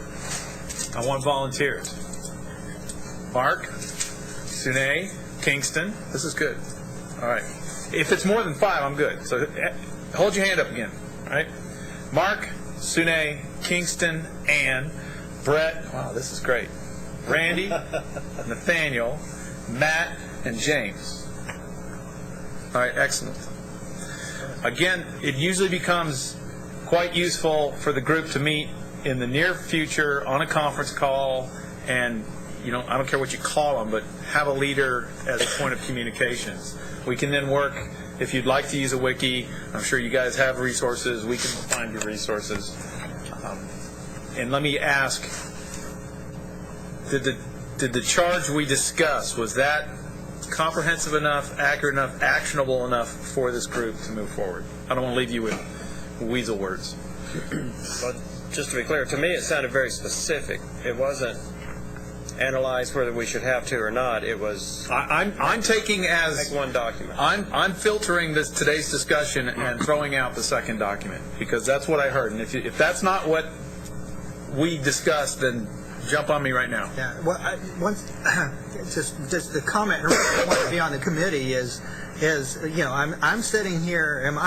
Is Texas Tech the only one that has trouble feeling really confident every year that when we go to the provost and say, please sign off on this document, that we have every instructor of record teaching a course that's currently, a distance ed course, however we define it. You're talking about the Emperor's Clothes again. Now what we've done is we've tripled our workload. I know. Because of all the hybrid courses on campus. That's right. And, maybe this is just an institutional problem, but I just asked James, and he said, oh, no, this is what we're talking about is a big deal. It's not a flippant deal in terms of tracking the instructor of records that change every semester on courses. Let me say Marshall, so, maybe man.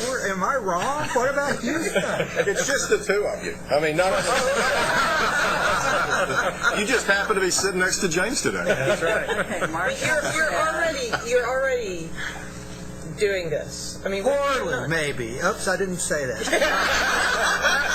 And then let's talk. Remember, you're on the web. Let's talk theoreticals. Best effort. It's already with the definition that we currently are using that these principles cover. I'm still getting certification forms for distance education courses. These principles don't specify whether it's just for fully distance ed or hybrid. Because remember, we've got those two sub-definitions, but they're sub-definitions of distance education. So I'm not trying to create more work for you, but I promise, because if I am, you'd all come and kill me. Yeah, we will. And then it'd create more work for me, too. But you are. This in fact creates more work. That's right. Well, and it may be that maybe you guys feel like that we just need the certification form for those fully distance ed courses, and but let's go back to the earlier point about the utility of the principles, right? From the coordinating board standpoint, it drives the certification form, but from the institutional standpoint, it is the guidance with which we provide faculty who are designing courses. It informs our faculty training, right? So regardless of the certification issue, we need to revise the principles to be inclusive of hybrid. And then how the coordinating board chooses to implement in capturing certification of adherence, I think that's a separate issue. which we will of course take feedback on. Right. All right. I have a question. Yes, sir. Just so that in terms of formulating the charge that's been given to this group, I would like to have some understanding of what the charge was prior to the development of the document that is before us now? And the document that's before you now was a coordinating board staff devised straw man attempt to foster the discussion that we're having right now. So in other words, there was no committee that came up with Sure, this. but what I'm asking is, what was the question that was being responded to? I want to go back to those basic questions, because if I understand those questions, that's going to inform what we have to do. Well, it was when we added the new definitions last year, there was some discussion of whether or not, since we would now recognize hybrid as a specific category of distance education, whether or not the principles of good practice that apply to hybrid delivery were the same as the principles of good practice that we had been using, and whether or not there should be more specificity, since we were now specifying hybrid delivery as a type of delivery. Should we also provide feedback and provide direction and guidance to institutions on what principles of good practice for hybrid delivery would look like?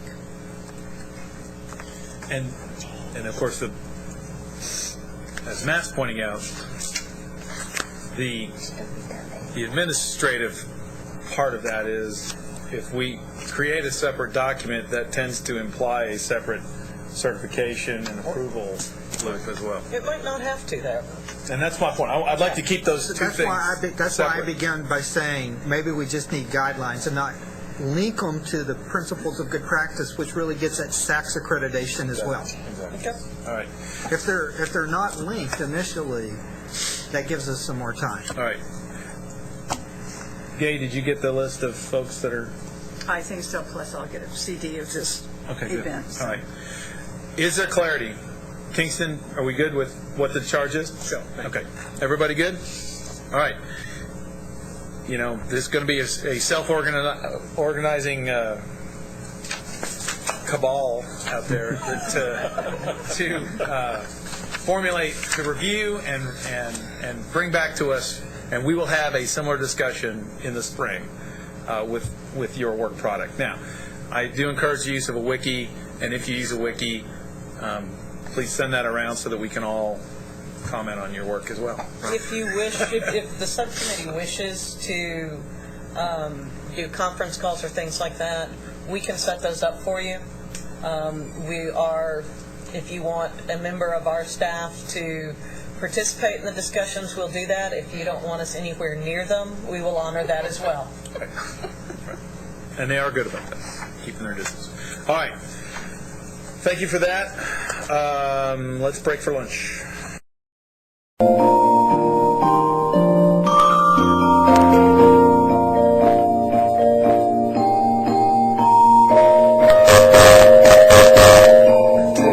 Please introduce themselves. Say hi. Go ahead. We'll start with you. I'm Chloe Fennell. I work with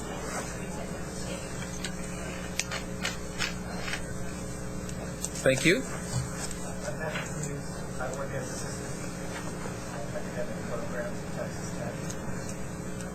Good afternoon. I'm Lisa Potter with the Council of Public University Projects. And we can only question your sanity for coming and participating, but we like having you here. Thank you very much. All right. One other quick housekeeping note, not housekeeping, one another announcement.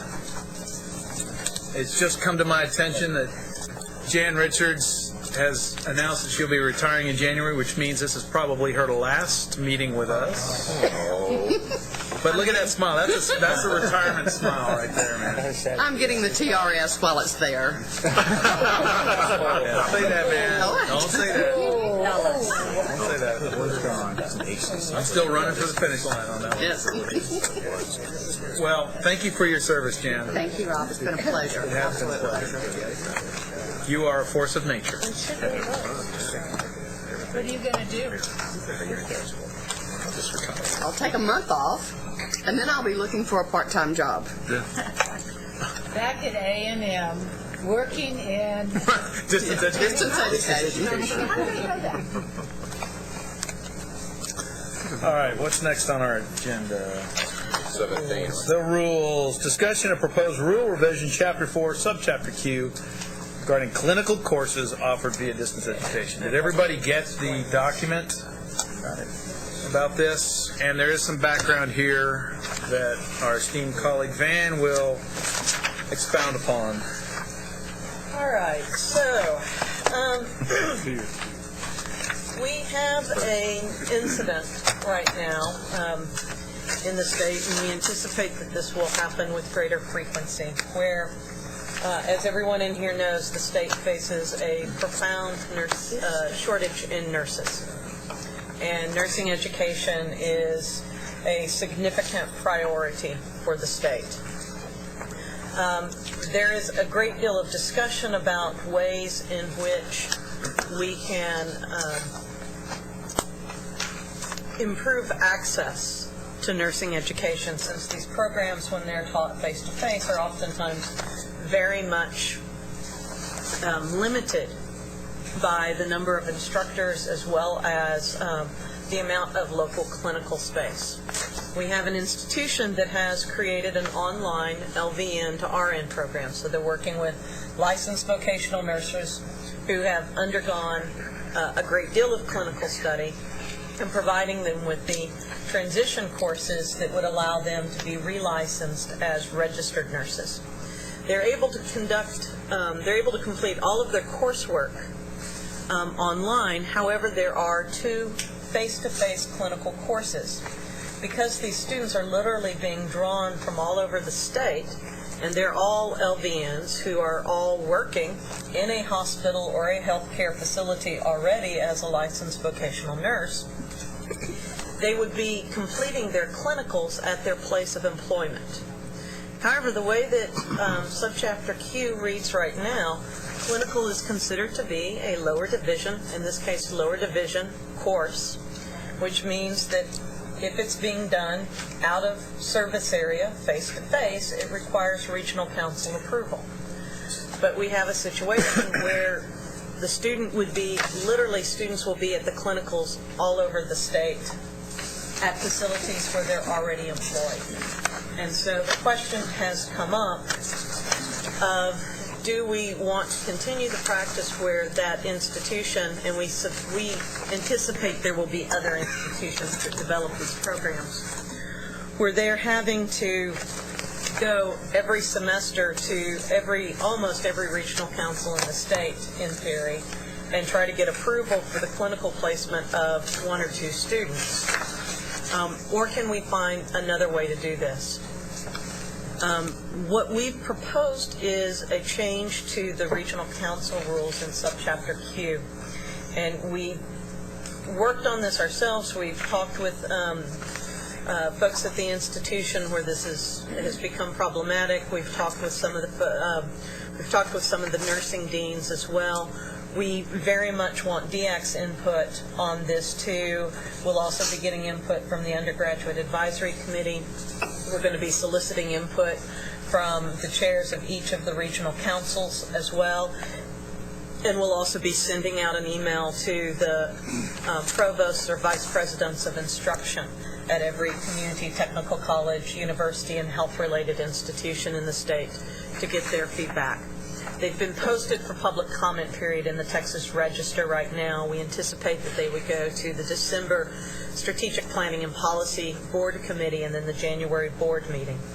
But if you look, in essence, what we did was we added a definition of clinical course and clinical facility. And these were variations of the definitions that the Texas Board of Nursing uses. Clinical course, an academic credit course that is a health-related, work-based learning experience that enables the student to apply specialized occupational theory skills and concepts. That's actually a variation of the definition of clinical course in our Workforce Education Course Manual, the WECM. And then clinical facility, a healthcare facility which provides learning experiences for students, is a variation of the Texas Board of Nursing's definition of clinical facility. The other substantive changes, if you move down then to that section on regional councils, we added, or we're proposing the addition of a new I that says universities, health-related institutions, public community and technical colleges, and Lamar State colleges may offer clinical courses at clinical facilities without regional council approval if 1. The student or students enrolled in the clinical course is already employed by the clinical facility. 2. The clinical facility provides the institution of higher education with written verification that there will be no reduction in the number of clinical opportunities available for use by area institutions. And 3. The institution of higher education shall notify the appropriate regional council and provide the regional council with the written verification from the clinical facility. So basically what we're proposing is that if those three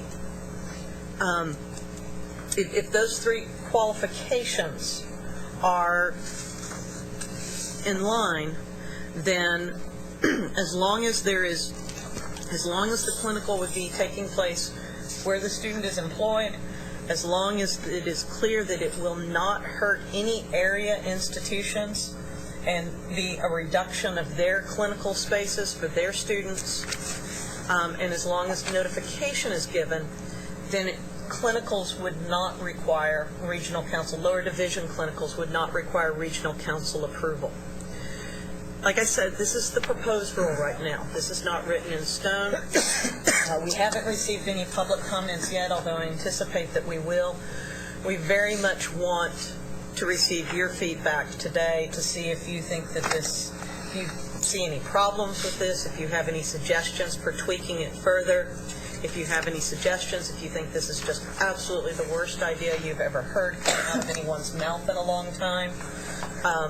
We really are bringing this to you for your comment and feedback, and very much want to hear what you think that we need to be aware of, and if we need to change anything here before this goes to the board for a vote. Why do they have to be employed Thank you. by the facility that is going to offer, where they're going to have the clinical experience? The rationale, our thinking behind that was that there was, since these are LVN students who are already, I mean, part of the requirement is they're LVN students, so they're already employed. And the thinking was that, again, if they were in the facility, if they were doing their clinical at a facility where they were already employed, there would be even less likelihood that there would be any loss of clinical spots for area institutions. If y'all think that that's not necessary, we would certainly I think it could compromise their education. Because we're saying there's 2 courses in which they do clinical experiences. If they are in Alpine, Texas, that healthcare facility there is not going to offer the breadth of clinical experiences that they need. So they're going to have to do part of them at another facility somewhere. Okay. Or they are going to come up with some kind of make-do to put the clinical experience there that I think is going to compromise their education. So I think if the student goes 30 miles up the road to another facility to get, say, a psych experience that they don't offer in Alpine, I think if the facility is already going to certify there's going to be no reduction of clinical opportunities for the people already using that, whether they work there or not is totally irrelevant. Okay. And I say that as someone as a tenured professor of nursing, actually, who's done this nonsense over the years. Other comments? I'll defer because this is not my area. I just raise a question. Does it seem like more work than is necessary for that institution if they're going to have to write a letter? Is it per person, per student that you need a letter? Per facility. Once and forever? No, this would be annually. Here's the position that we're in and what we're trying to balance. And again, if there are better ways of balancing this, really, please, we need to know this. We're trying to balance the fact that there are limited clinical spots in the state. And that limitation is growing greater and greater because we have out-of-state institutions that are coming in and are taking up some of those clinical spots with proprietary institutions and out-of-state programs. So we want to try to make sure that no local institution is going to see a reduction in the spots that they can use for their students for clinicals, because we don't want to see a reduction in any existing programs. While at the same time, we want to make sure that we're not putting too difficult of a barrier in place for any emerging distance education programs, because that may end up being a very good avenue for addressing the nursing shortage. So the idea was, because the number of clinical spots may change from year to year based upon the availability of people who can mentor and supervise, then an institution would need to get that letter each year, because the number of clinical spots may not be a constant if that facility has had a change in personnel. That's the thinking, at least. I mean, it's something that we've grappled with before at the baccalaureate level, frankly, with not this research project, but the one before when we created E-Line, because we had students all over the state, and we still do, going through the same type of thing. And if the healthcare facility provides that certification that this is not going to impact their standard clinical agreements, then it's a no-brainer. I just wanted to ask Claudia a very direct question, and you just answered the question I was going to ask. It sounds like then what you're saying from your perspective, this would be a very good thing. Yeah. Okay. Minus. Well, I mean, it cuts out some of the paperwork, because you're going to find a way to do it anyway.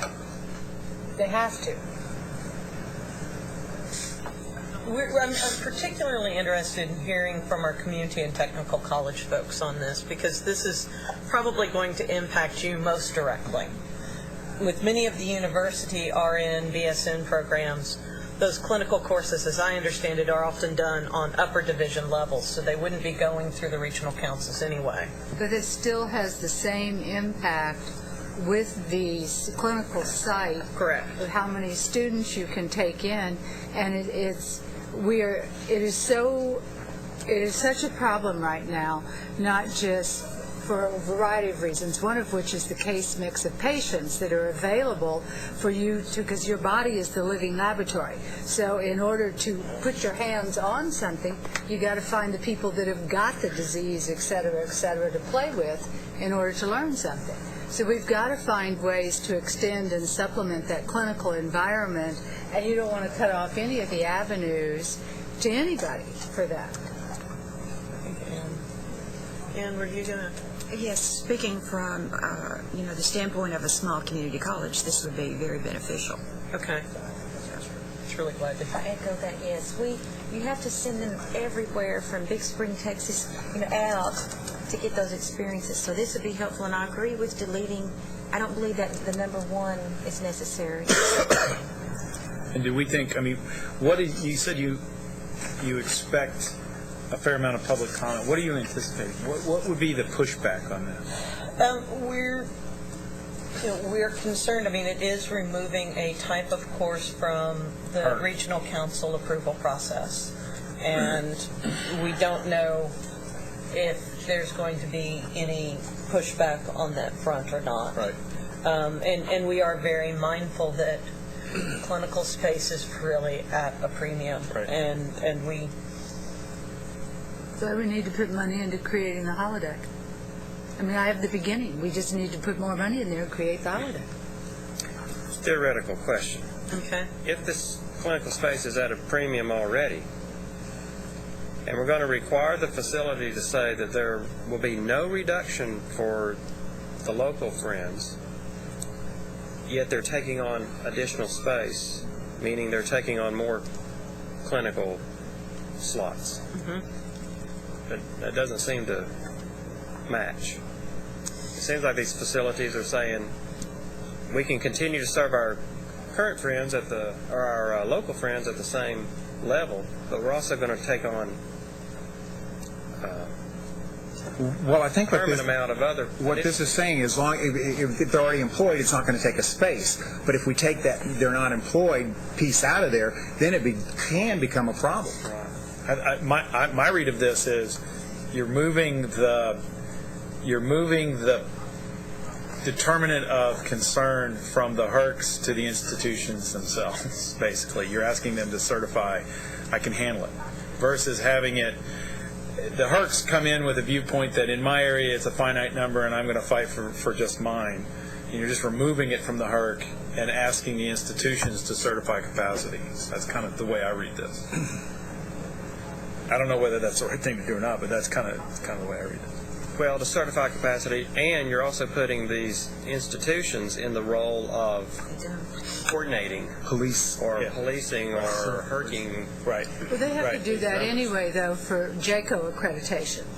They have to prove to JACO with their accreditation that they are providing the appropriate level of care for their patient population, and if it's all being provided by students, they're not exactly going to meet the JACO criteria. So they can't get on too many. Right. Proportions and percentages, they've got it. Or they'll lose their JACO, and if they lose that, then they lose their Medicaid reimbursement, their Medicare reimbursement, and blah, blah, blah, blah, blah, blah.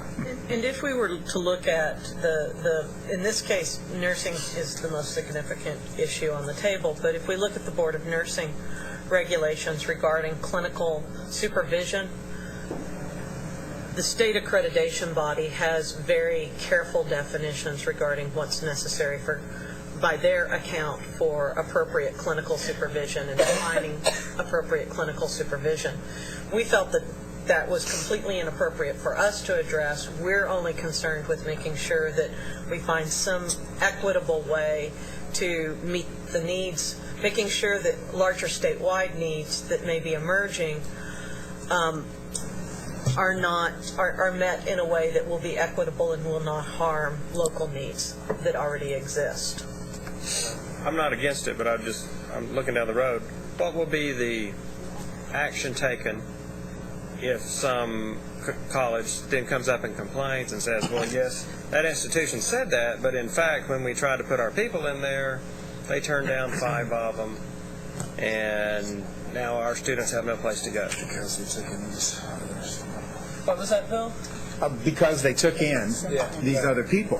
Yeah, they said they're taking in people from other places now. We can't get our local people in there, so what do we do with it? Well, it looks like to me that for number one is the key thing. The whole thing by having them already employed, you're not taking up a space. Where if we take that one out, then it does become a problem. So, and Claudia said that having them being employed and getting their laboratory experience in one fell swoop is not effective. Well, it depends on if you are in a small town and it's basically an entry-level medical surgical institution, and you're looking for a neonatal experience or a psych experience, you can't find it. And so if you're saying it's where they're employed and putting that restriction in there, then somebody's going to try to shape it. And then that becomes a problem. Do you also want somebody getting clinical credit for the work that they're doing? Because that puts another set of boundaries on there that the educator then has to struggle with in being sure that they're really getting the experience you want them to have. I have a rhetorical question here. If they are employed at that institution, are we sure they get the rotation they need? That's what I'm saying. They're not necessarily in a clinical just because they're Or they say you do your job. And let's say that even keeping number one there, the way it introduces it is that these institutions may offer clinical courses without the regional council approval if they're met. So it doesn't preclude them offering it or doing their clinical at an institution in which they're not employed. They just need to go through the regional council. Correct. which is what is already in play, basically already in place. So they can still do that. Correct. This just makes it easier for those who can do it and can get that experience at a place where they are employed. Correct. And so yes, you're right. If a student wishes to pursue a clinical at a facility where they're not employed, nothing prevents them from doing it. It's just going to be the academic institution's responsibility to go to the regional council and request approval to do so. I think, Randy, in the question that you asked of what happens if we find down the line that we start seeing a situation where the lack of clinical space is exacerbated. I think that what we would then, if this passes, what we would need to do is look at some sort of appeal procedure, like we already have in our policies that allows for appeals of face-to-face distance education courses and programs. And we have that in place already, where an institution can object and it is decided by the commissioner or by the board. And we could create something very similar, I think, if that was to happen.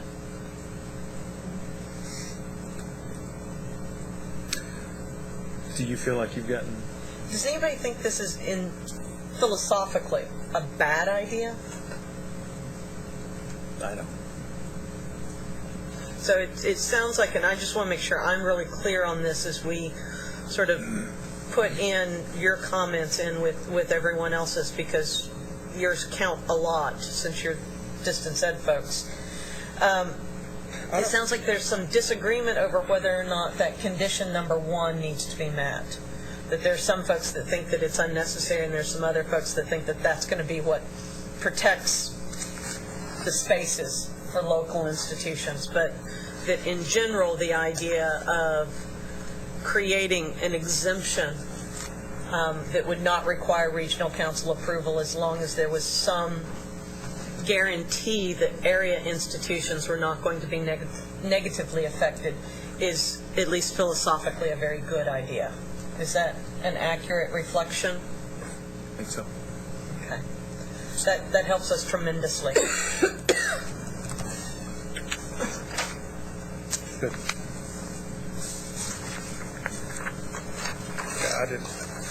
I'd want to be careful with the wording there. We can't guarantee that they won't be. And I think with this one we have to be even more careful. You know, it's not just another degree where you can add as many students as you want. There are some professional and accrediting limitations on the other end where, if it's not done right, even the appeals process may not be good enough, or it may come too late, or I'd hate to hang some nursing students out to dry, and I'd hate to damage some of those programs too. I'm all about breaking the walls down and getting rid of as many regulations as we can, but at the same time, in a case like this, we're not in total control of it. There's hospitals and other people that have some limits on it, that if we don't blend in with what they're doing, some students may get hurt. Okay. Is there any incentive for these facilities to take in outside students versus taking in the local population and growth? For instance, is there any financial incentive? Are they getting paid more reimbursement dollars? I don't believe so, but I'm probably also not the right person to ask that question. So I'm asking because you said they wouldn't be negatively affected, but I don't know if they'd be positively affected either, simply because, you know, we can teach the curriculum courses for nursing till we're blue in the face. We just can only add so many because of clinicals. Right. If clinicals ever expand, are they going to be taking in this population versus our local population and keeping that constant? So I don't think there's an economic incentive. I think the incentive probably for facilities to do this is if it's somebody that's already an employee, there is an incentive oftentimes for them to have RNs rather than LVNs. Grow your own. So the incentive there is to help address what may already be a shorting nursage in their own facility. Okay. All right. Moving on. Item 15. Discussion of proposed policy for defining distance education degree completion programs. Once again, The Van Show, starring Van Davis. All right. I think all of y'all are pretty familiar with the policy document, which is, the tool that we use to implement subchapters P and Q, mostly subchapter P. And our traditional notification procedures for off-campus programs has always been if a program is offered more than 51% at a distance, then it's considered a distance program, and there's two types of notifications that have to take place. If it's electronic to individuals and online, then it's just a notification to us. If it's electronic to groups or off-campus face-to-face, then it's a notification to us and all of those institutions within a 50-mile radius. And that's worked great up until recently. And as we have more degree completion, baccalaureate degree completion programs coming online, and as many of them are being offered at a distance, whether it's electronically to individuals or it's off-campus face-to-face, the question has come up for clarification of how do you determine if a degree completion program where a student's already transferring in perhaps 60 semester credit hours is a distance education program or not. And what we're proposing, just to make sure everyone's on the same field, and also to make sure that we have accurate information about what those distance education opportunities are, is that one paragraph that you see inserted on page 2, where we would consider a degree completion program a distance ed program if over half the courses are offered via distance education, whatever that modality might be, and that notification would need to take place in that set of circumstances.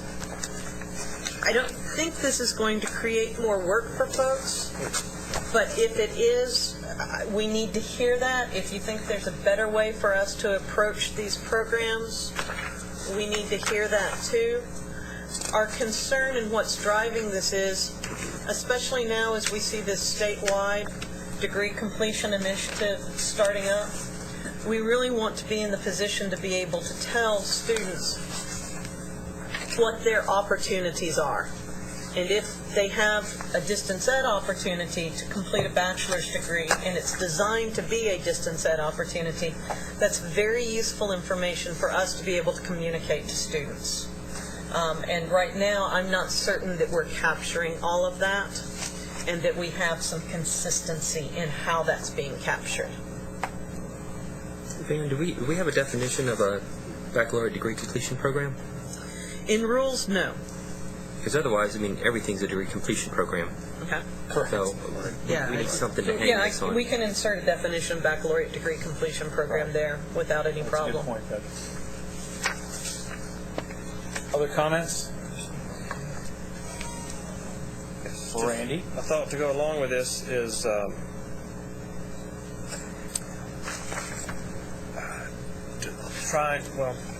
this question came up on our campus. Do we report everything? Because there are many degrees where by some finagling, students can say, well, if I took this and this and this, and this is online, I can't actually get the majority of this degree completion online. Where the university or where the institution never really has promoted that as an online program, but with proper finagling, a student could do that. And after some investigation, I guess with SACS perhaps, our provost came to the conclusion that it's only for intended declarations of online programs that we have to be concerned with reporting.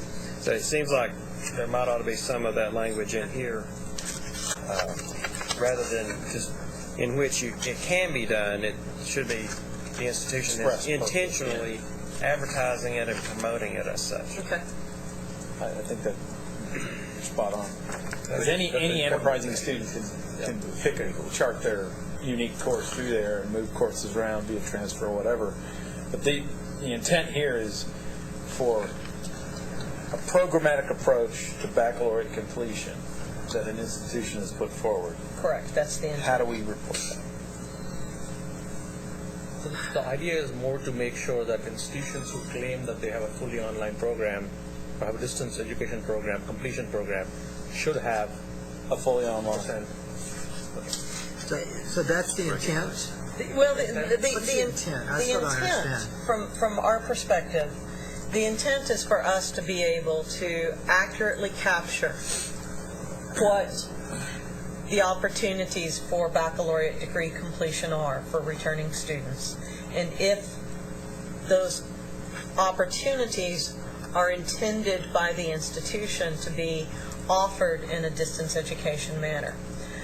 We get, and I anticipate we will get a lot more of these requests as we launch this statewide program.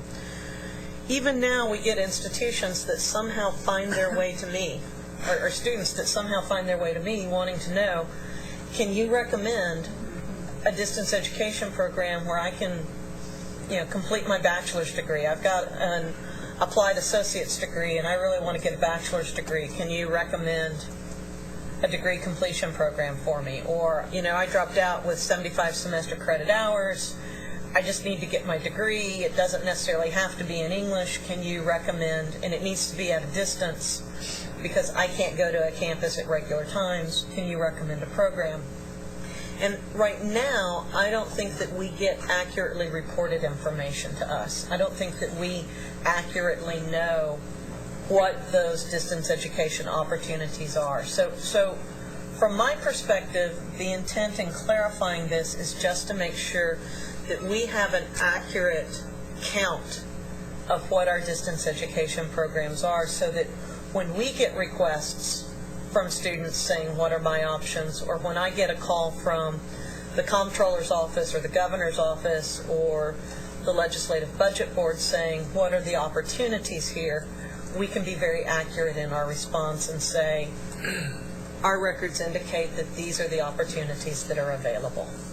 That's our primary concern here. And so it does very much have to do with the intent of the institution and the intent of the program.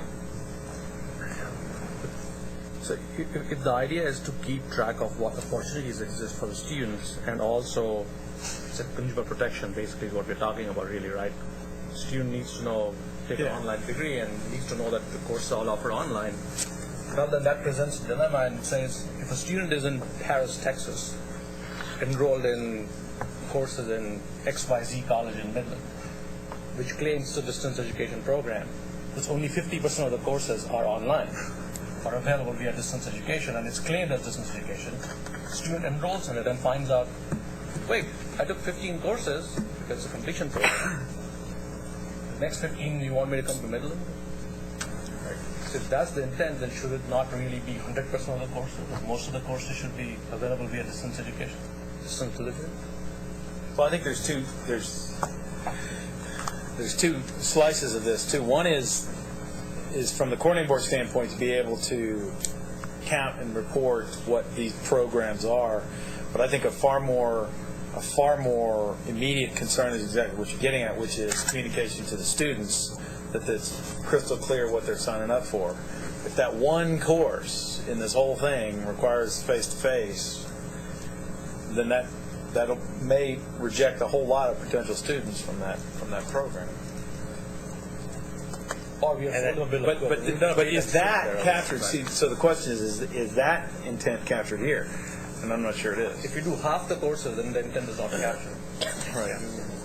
Yeah. All the courses. But one is from the coordinating board standpoint of tell me what it is, and the other is from a communication to the student standpoint, which may be in conflict. This is where our definitions are still too porous. Right. Too vague to be of any use. It's an improvement over what we had, but it doesn't communicate even to us or to students or to legislators what really is happening. And I would promote that those definitions need further tightening.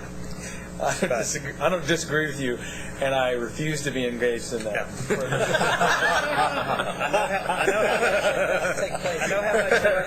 I know how much work you put into leading us through that. See all this gray? Yeah, but it leaves these wide open questions like this. Other thing, for this paragraph, I would agree with everything he said. For this paragraph, I would suggest at the least add the little words that say the coursework offered via distance education by that institution. Okay. Because if you don't say that, it makes me think, well, do I include the courses they transferred in, especially when down below it mentions core courses? I'm thinking, what do I count exactly? Right. And I think what has to count is if it's a 4-year institution, for example, when we say bachelor degree to completion, we're counting the senior years, the 3rd and 4th year, usually, and not the lower stuff. Whatever you bring to us doesn't have any impact on how we're reporting this program. This is what we are offering and the mode in which we offer. Yeah, and that's what we call completion. Right. The reason why the core curriculum courses are in there, though, is that it's not unusual in many of our completion programs, especially applied baccalaureate completion programs, for core curriculum coursework to be a part of the university's completion program, because a student who's getting an applied associate's degree does not complete the entire academic core by any stretch of the imagination. They only complete, and my community college folks help me out here, I believe it's 15 semester credit hours. And so for a university that creates, say, an applied baccalaureate degree completion program where they're accepting people with an applied associate's degree, part of that completion program at the university level is the completion of the core curriculum. Understood. But in some ways, this gets back to that issue of defining a baccalaureate completion, because I think if we had a functional definition, I think it would sound something like, you will be core complete when you start this program, and however you want to become core complete is fine. We have some program, whatever. In other words, if I was going to make that definition, and I'm not, if I was going to make that definition, I would say the program starts with assumption that students are core complete. Now, we can help them become core complete, but that's not part of the program. Unfortunately, I don't think that would work for many of our applied baccalaureate programs, because the other thing to keep in mind is the conundrum that institutions are capped at 120 semester credit hours for a bachelor's degree. Right. So for a student coming into an applied baccalaureate program where one of the requirements is that they have a completed applied associate's degree, they can't, I'm not sure they can make that qualification that they be core complete. So do they take those courses at the university at the upper division level as core courses, or They take a combination of, sometimes some of them, particularly if there's an institutional core curriculum requirement, that might be taken care of at the upper division level. The other core classes are oftentimes taken, are dealt with at the lower division level, and then every other course that the student takes as a part of that applied baccalaureate program is at the upper division. And I know Paula works very closely with the one at Lamar, so I would defer to you if I'm misrepresenting. We frequently find that they are not core complete. They're missing one or two things.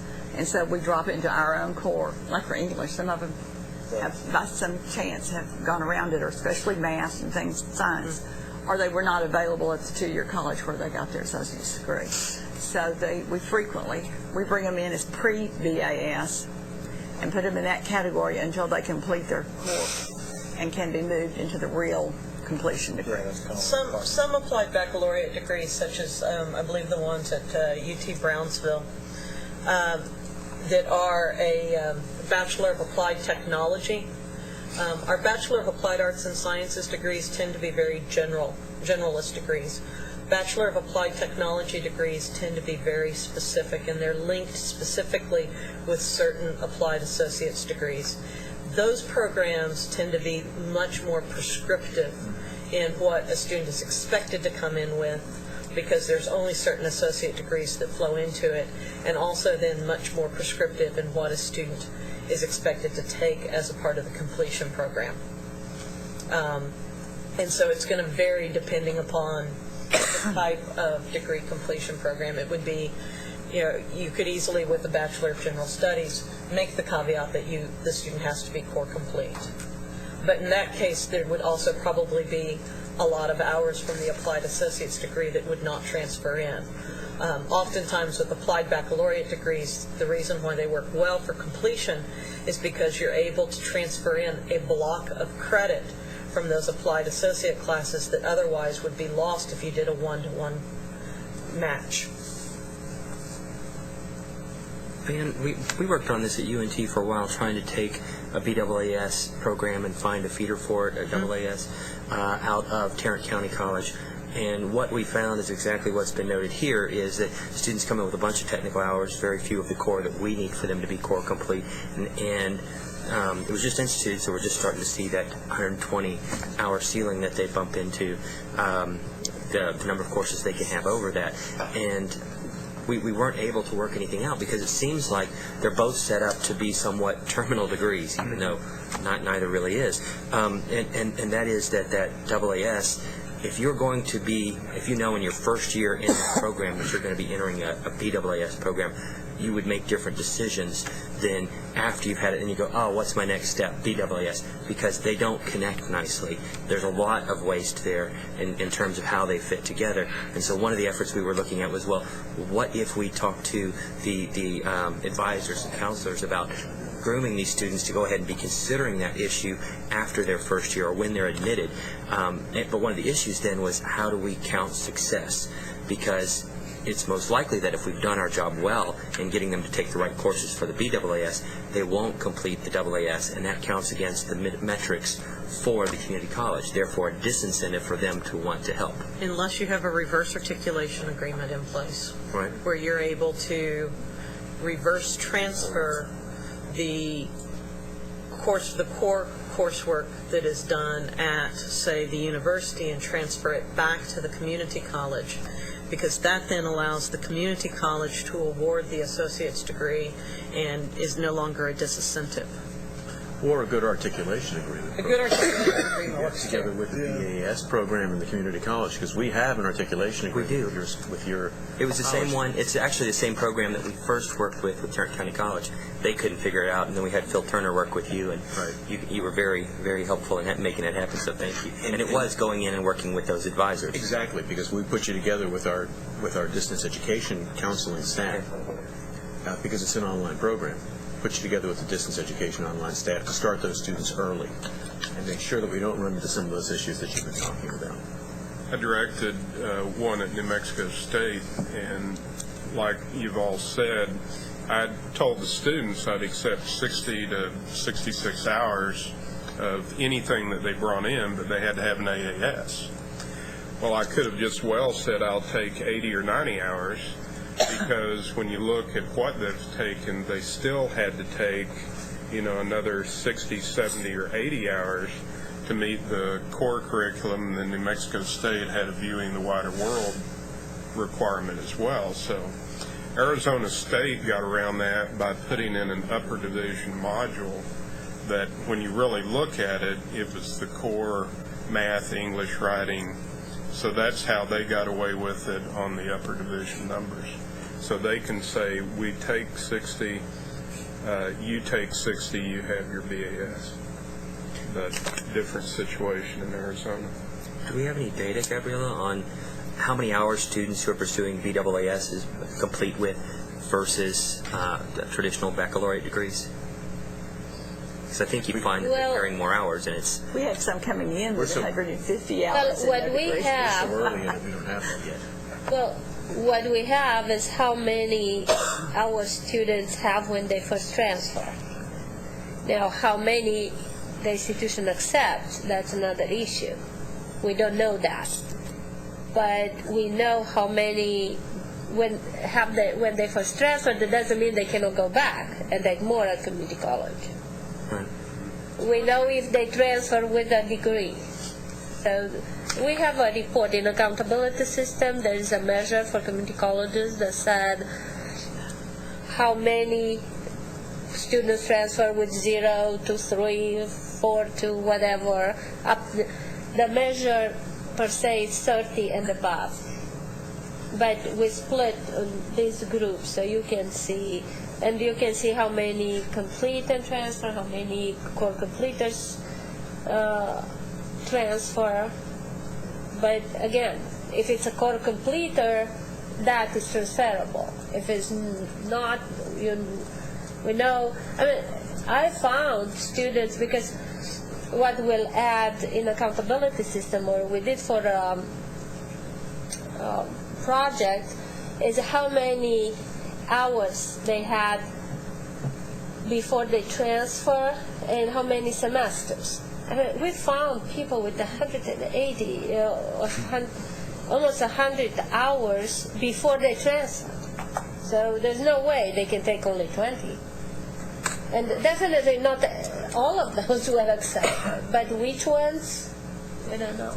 My students end up with typically 148 hours to get a bachelor's, and our degree was 128-hour requirement, but overall they average about 148 to graduate. We hope that as we move forward with this new degree completion initiative, and we work with that first 6 to 8 participating institutions, this may also give us a chance to get a little bit better grasp on what the demographics look like for the students that are going into those programs. We have some vague ideas, but because we don't have a lot of student-level data yet, we're just now moving to that student-level data collection. We've really had we've really had our hands tied, but hopefully working with this initial group of institutions that will be part of the initiative, we'll be able to rely upon them to start building a better picture of what those students look like. That's going to help us in terms of marketing. It's going to help, I think, other institutions in terms of thinking through how they craft these programs, if that's an avenue in which they wish to explore. I just want to mention, even when we have the new S report, we are not going to know which ones are accepted or not. And in general, as I looked at these patterns of behavior, with transfer, it seems like younger students are more likely to transfer fast. Students from rural area, rural community colleges seem to stay longer. So I think it depends in all this where the institutions are located or what the population is. You guys just thought I was joking about construction work. This is quiet. At least they're not drilling, right? Yes, actually. I've got what I need. Okay. Sorry. So I think what we'll do is we'll go back and put in a definition of baccalaureate degree completion program so that it's clear what we're talking about. But it sounds like everyone else, it sounds like, though, for the most part, folks are okay with this addition to our policy. Am I missing something? I think there's still, like Randy was saying, and others, there's still that concern that we accidentally probably have a lot of online degrees, but with that, when it really only has to be 50%, that's a little misleading to students and others. And if it's a hybrid, say they only offered hybrid courses, then that 50% suddenly becomes, 25 or...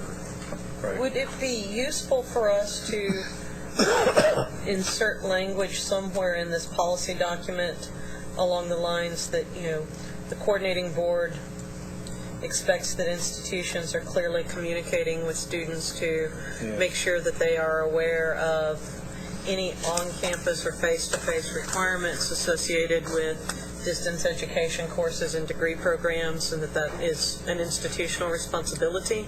Please. With that disclaimer? Yes. That would go a long way. Okay.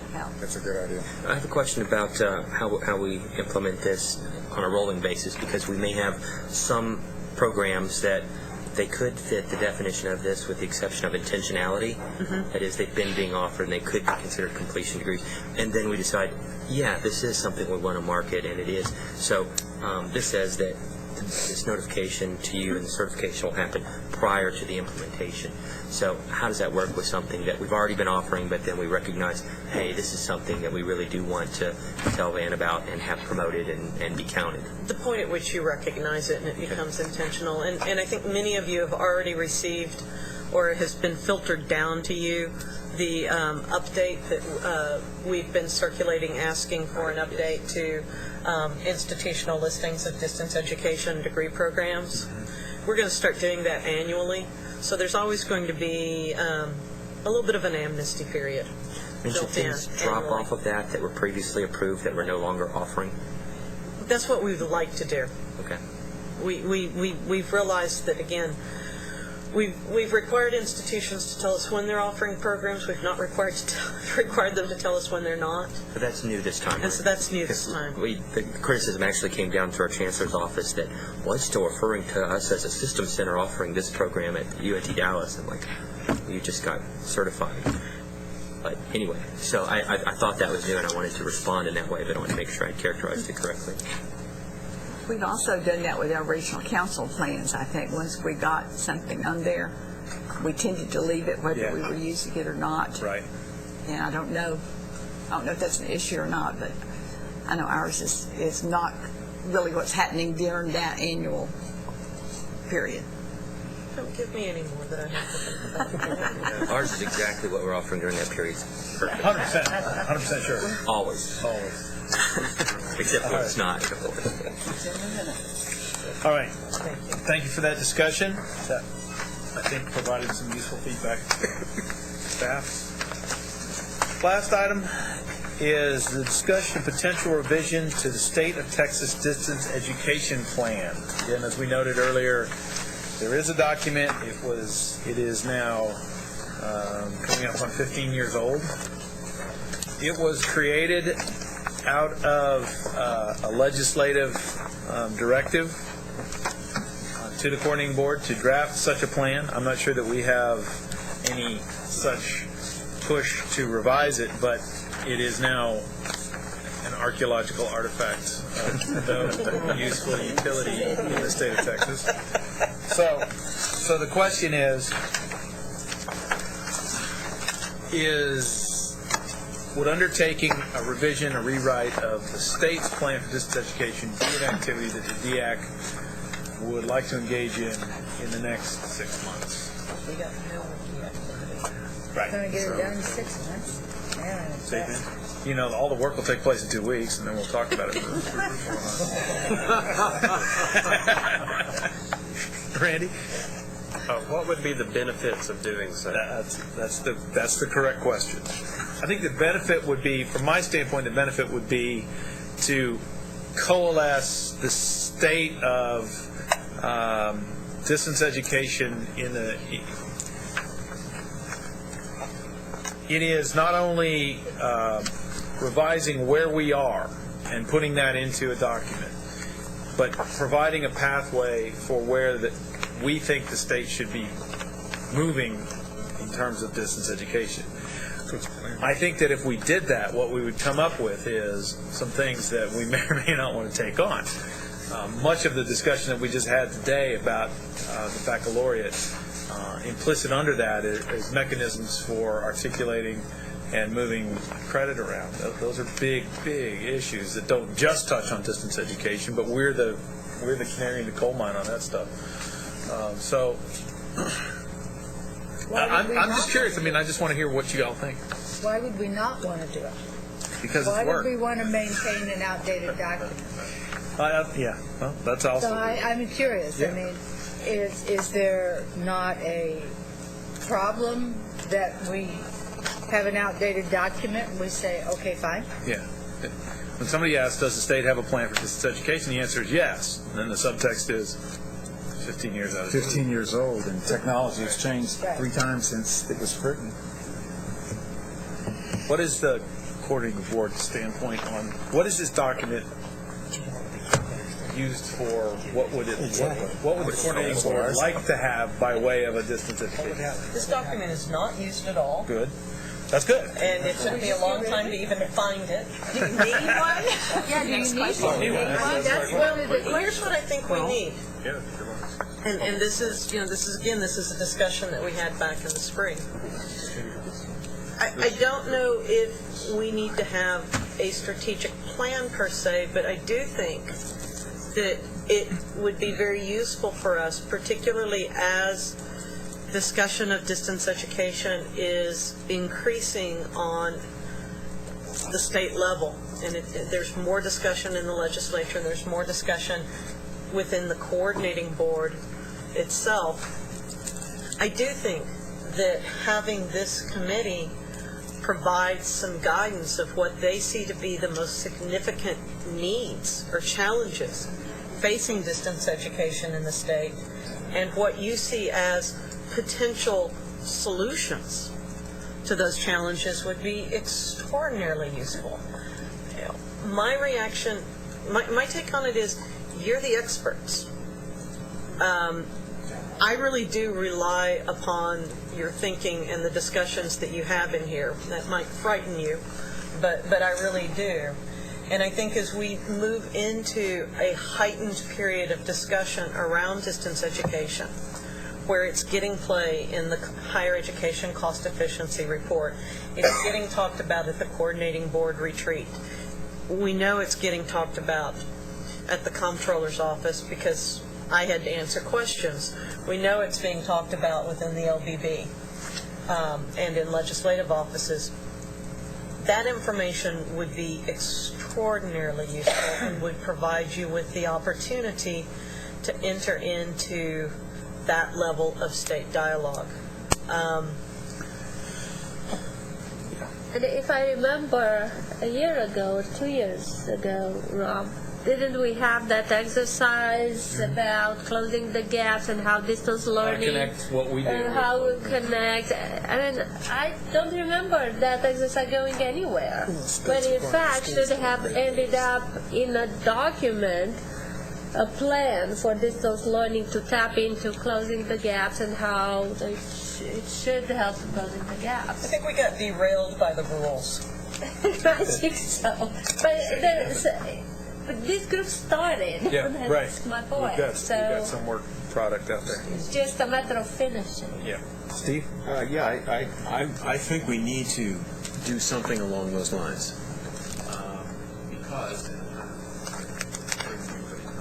together, maybe in one statement, but we don't want to end up with tails wagging the dog. Right. Amen. I don't want to end up in a situation as an advisory committee set up by the coordinating board, end up in a situation where there are always going to be other influences pushing the direction of distance education, but we certainly want to be a player in the field. That's really what I'm trying to say. But maybe it shouldn't take the form of a distance education. What was it called? The State of Texas Distance Education Plan. Perhaps we should think about creating a white paper out of this committee, which states the issues, like you said, and also states when a white paper's purpose is to state one of its purposes is to state potential solutions to an issue. Right. And at least we draw a line in the sand or do whatever the metaphor happens to be, whatever the expression is, put a stake in the ground, lines in the sand, whatever they are, as to where this group, which is an advisory committee, thinks we ought to be going. Yeah, I like that. A etched in stone plan, perhaps not. Right. A white paper that can be revised, perhaps yes. Well, and the utility of a white paper is, I think, it's something we can produce in time for the legislative session and begin to get it circulated. Just some simple statements of fact/principle from us as a collective group, that it is not, because it concerns me a little bit when the comptroller's office is talking about distance education, because you understand the subtext there, right? We can do this on the cheap. I don't know that was necessarily the subtext. Okay, The I Comptroller take had that back. taken I'm an sorry. interest in distance education, and they wanted to know what we were Well, doing. and that's a really good thing, right? I mean, because we do, if done correctly, there are potential cost savings, but it is not That's not a de facto that. It's not a bad thing. We have to be looking at cost efficiencies all the time, and distance ed is one of those areas which is always clearly recognized as one, as a cost-efficient way of delivering instruction. So, yes, it's a good thing. I think at the same time, it's not quite so cheap how some people think. Yeah. So anyway, I was just throwing that idea of a white paper out. What do y'all think? I like that. I think it's a great idea. I like the idea. And we may have some of the work product from the last time we said. Well, in 2002, there was a critical issues in distance education work that was created. And then in 2006, a TXDLA group that I chaired got together, collaborated on it, did a survey of the 700-member membership, and then took all of that. And largely what we found in 2006 is that the 2002 items were still very relevant. They included quality and effectiveness, collaboration, fiscal incentives, increased access, efficiency. There were a few cautions, and this was sent then to Senator Royce West, who I think was over the subcommittee on higher education at the time. And it was warmly received.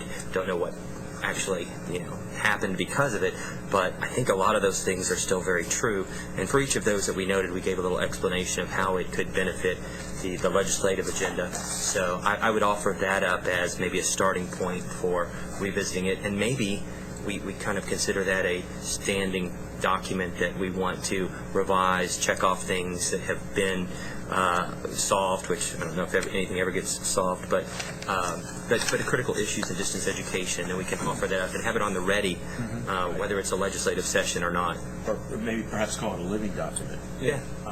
But not nearly as codified as a strategic plan. Right. It's recommendation, suggestion, things that we see surveying it and are offering up in our advisory capacity. How do we structure ourselves to accomplish that task? What would be your? I don't want to posit yet another ad hoc committee unless that's the appropriate structure. So I propose you do all the work and we take all the credit. I do all the work, but you're not going to want to take all the credit. All in favor? You're going to take all the blame. I'm just glad you said he do all the work rather than us do all the work. No. Yeah, we're voting for that one.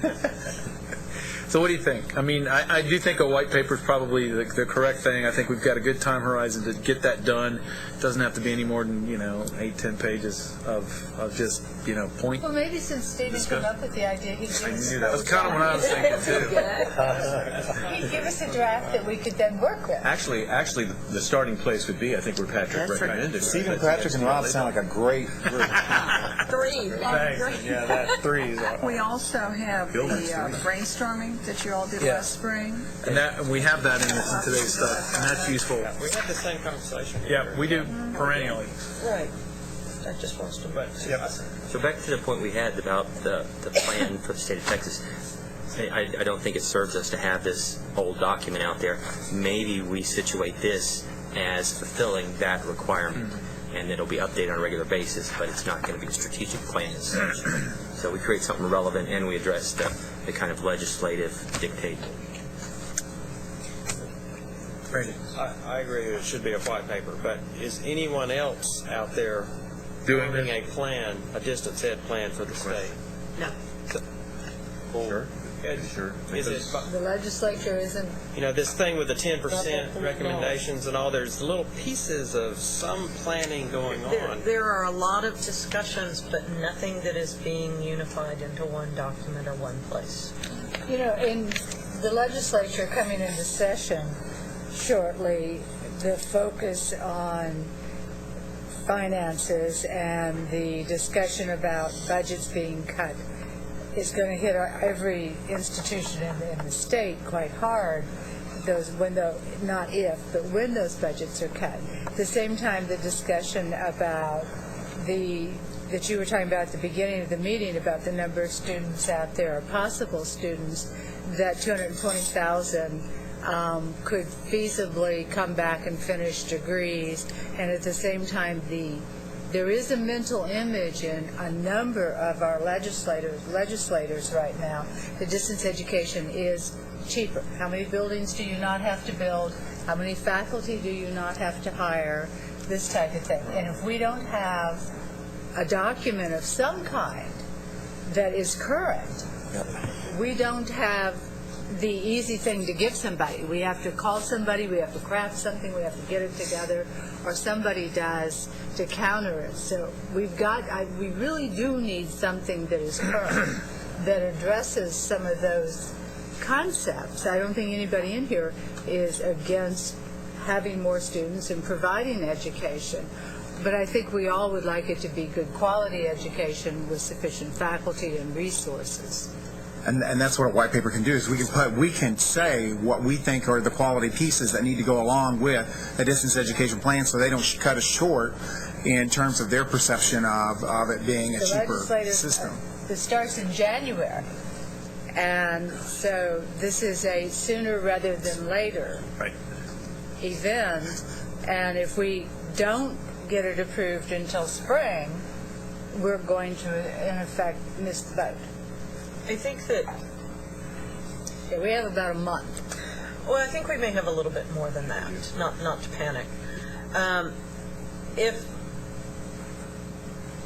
my experience so far has been that things tend to be fairly quiet in January. Yeah, that's true. Because it takes time to get committees set. It takes time to get legislation filed. I know from a staff perspective, we don't have the onslaught of legislative analysis to do until after January. So I think that having something that is completed in January or mid-February is still in time. I don't think that you've missed the boat. Much past that, and it may have a limited legislative impact. Not to say that it might not have some impact internally here, but its legislative impact might be limited if you go much past, say, the beginning or the middle of February. From a mechanic's view, it looks like this was mandated by the master plan was mandated by House Bill 85. Correct. So was that a one-shot deal? Yes. So we could just wipe out this thing's dead plan and be done with it. Correct.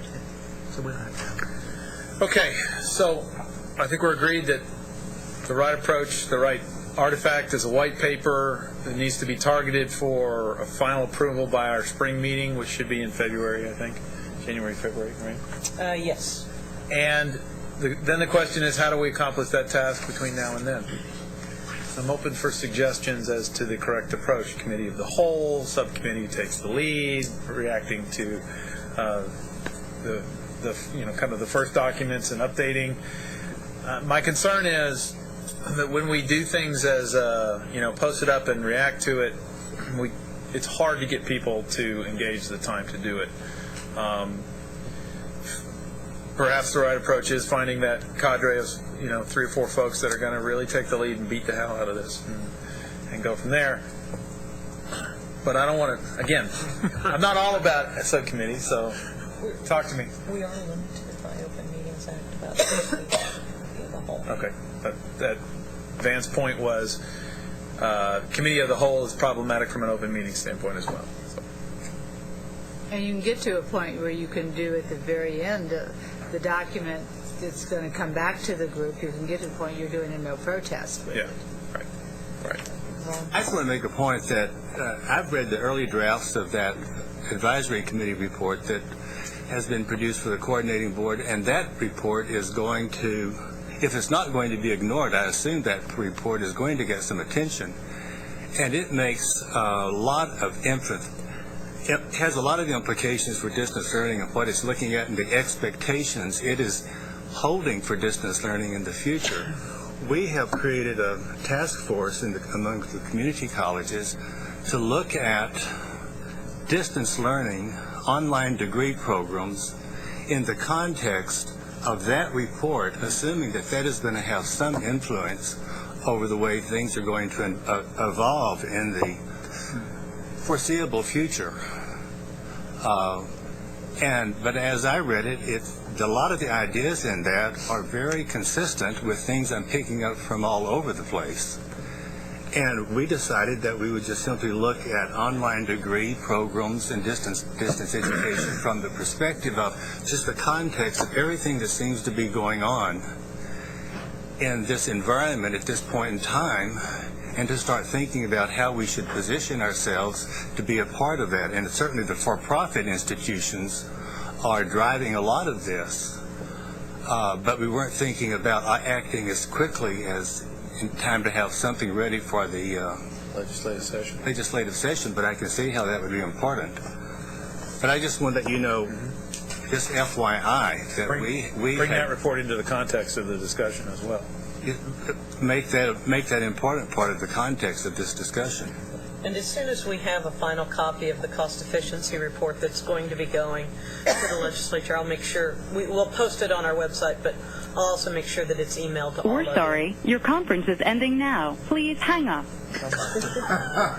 And I want also to mention that our board hired a consultant, a group firm, to work on a strategic plan. And right now I cannot tell you what they say about distance ed. I remember them saying and including it, but I'll check and I'll tell them, and so you know what our board is hearing, and they are listening to them. So, Randy? Dan, when do you expect that report to be complete? In the next couple of weeks. And has it already been presented to the governor, did you say? No, it was presented to our board at last week's board meeting, and they approved it in general, but the final version of it with all of the appendices has not been completed yet. Then which version was presented to the board? Was it one August 10, somewhere around there? Was that the date of it? I believe so. I believe it was that version. And does anyone want, I know you're going to send it to us, but do we have an official opportunity to comment on it before it gets presented to decision makers? I do not believe so. I believe the comment period may have ended. I'm not even sure it ever went out for public comment, to tell you the truth. It's still on the website, the draft. Yes, when I look this, okay, I look, yeah. All right.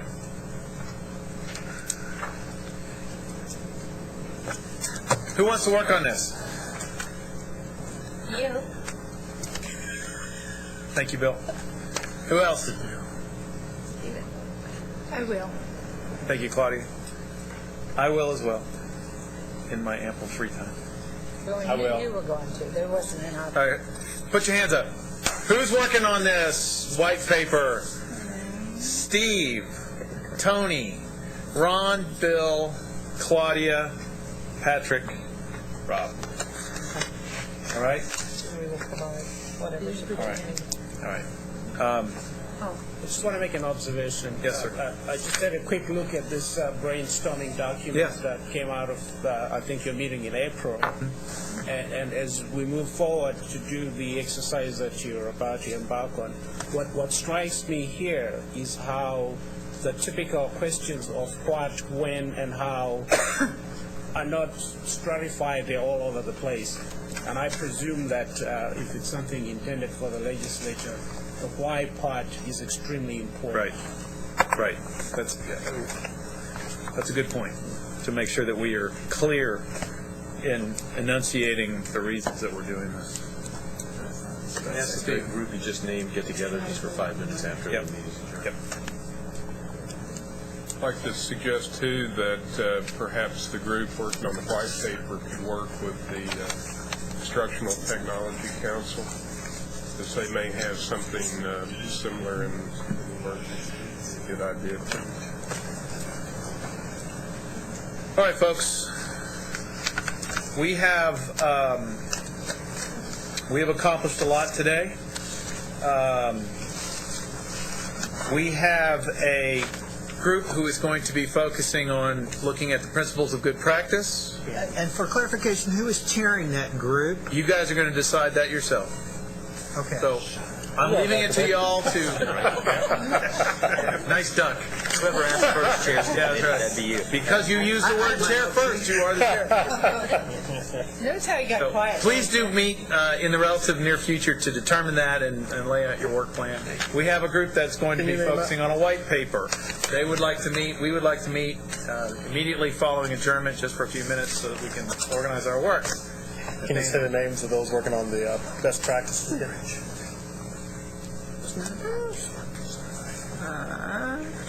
I know. Just have them raise their hand. Yeah, just thank you. And can we then also meet immediately after the meeting, since we're getting done a few minutes early, and decide who's going to chair that group? That'll save a lot of time. All right. We'll do that. The principals group, please raise your hand. Who's working on that? And if y'all could perhaps meet and tell me who's chairing? Does the doctoral group want to decide that too right quick? Yeah, we will. Yeah, that's what I wanted to do. And okay, so the new doctoral group, why don't you get together, figure out who your chair is, the principals group, and the white paper group. All meet. Some overlapping numbers. Yeah, well, you can bounce back and forth. All right, I believe we've accomplished a lot. I would love to hear a motion for adjournment. So moved. Wait, Patrick? I have one thing from the July. Yes. It won't take long, promise. From the July minutes, I didn't remember. That's good. Too bad. I was reflecting on additional business from the July meeting, Yeah. and I'd requested that Yes, you had. the next meeting include a discussion of seat time versus credit hours. It's become a relevant issue, of course, with the federal discussion and for-profits. So just wanted to ask if we could include that on our agenda for our spring meeting. Yes, apologies Yeah, that don't sweat did it. not fall through, No. and we will. That's all. I'm done. Thank you. Thank you, Patrick. All right. All in favor of adjourning, please say aye. Aye. Anybody opposed? Thank y'all. Thank you, folks. Well, you don't have to say it. Caught me into it.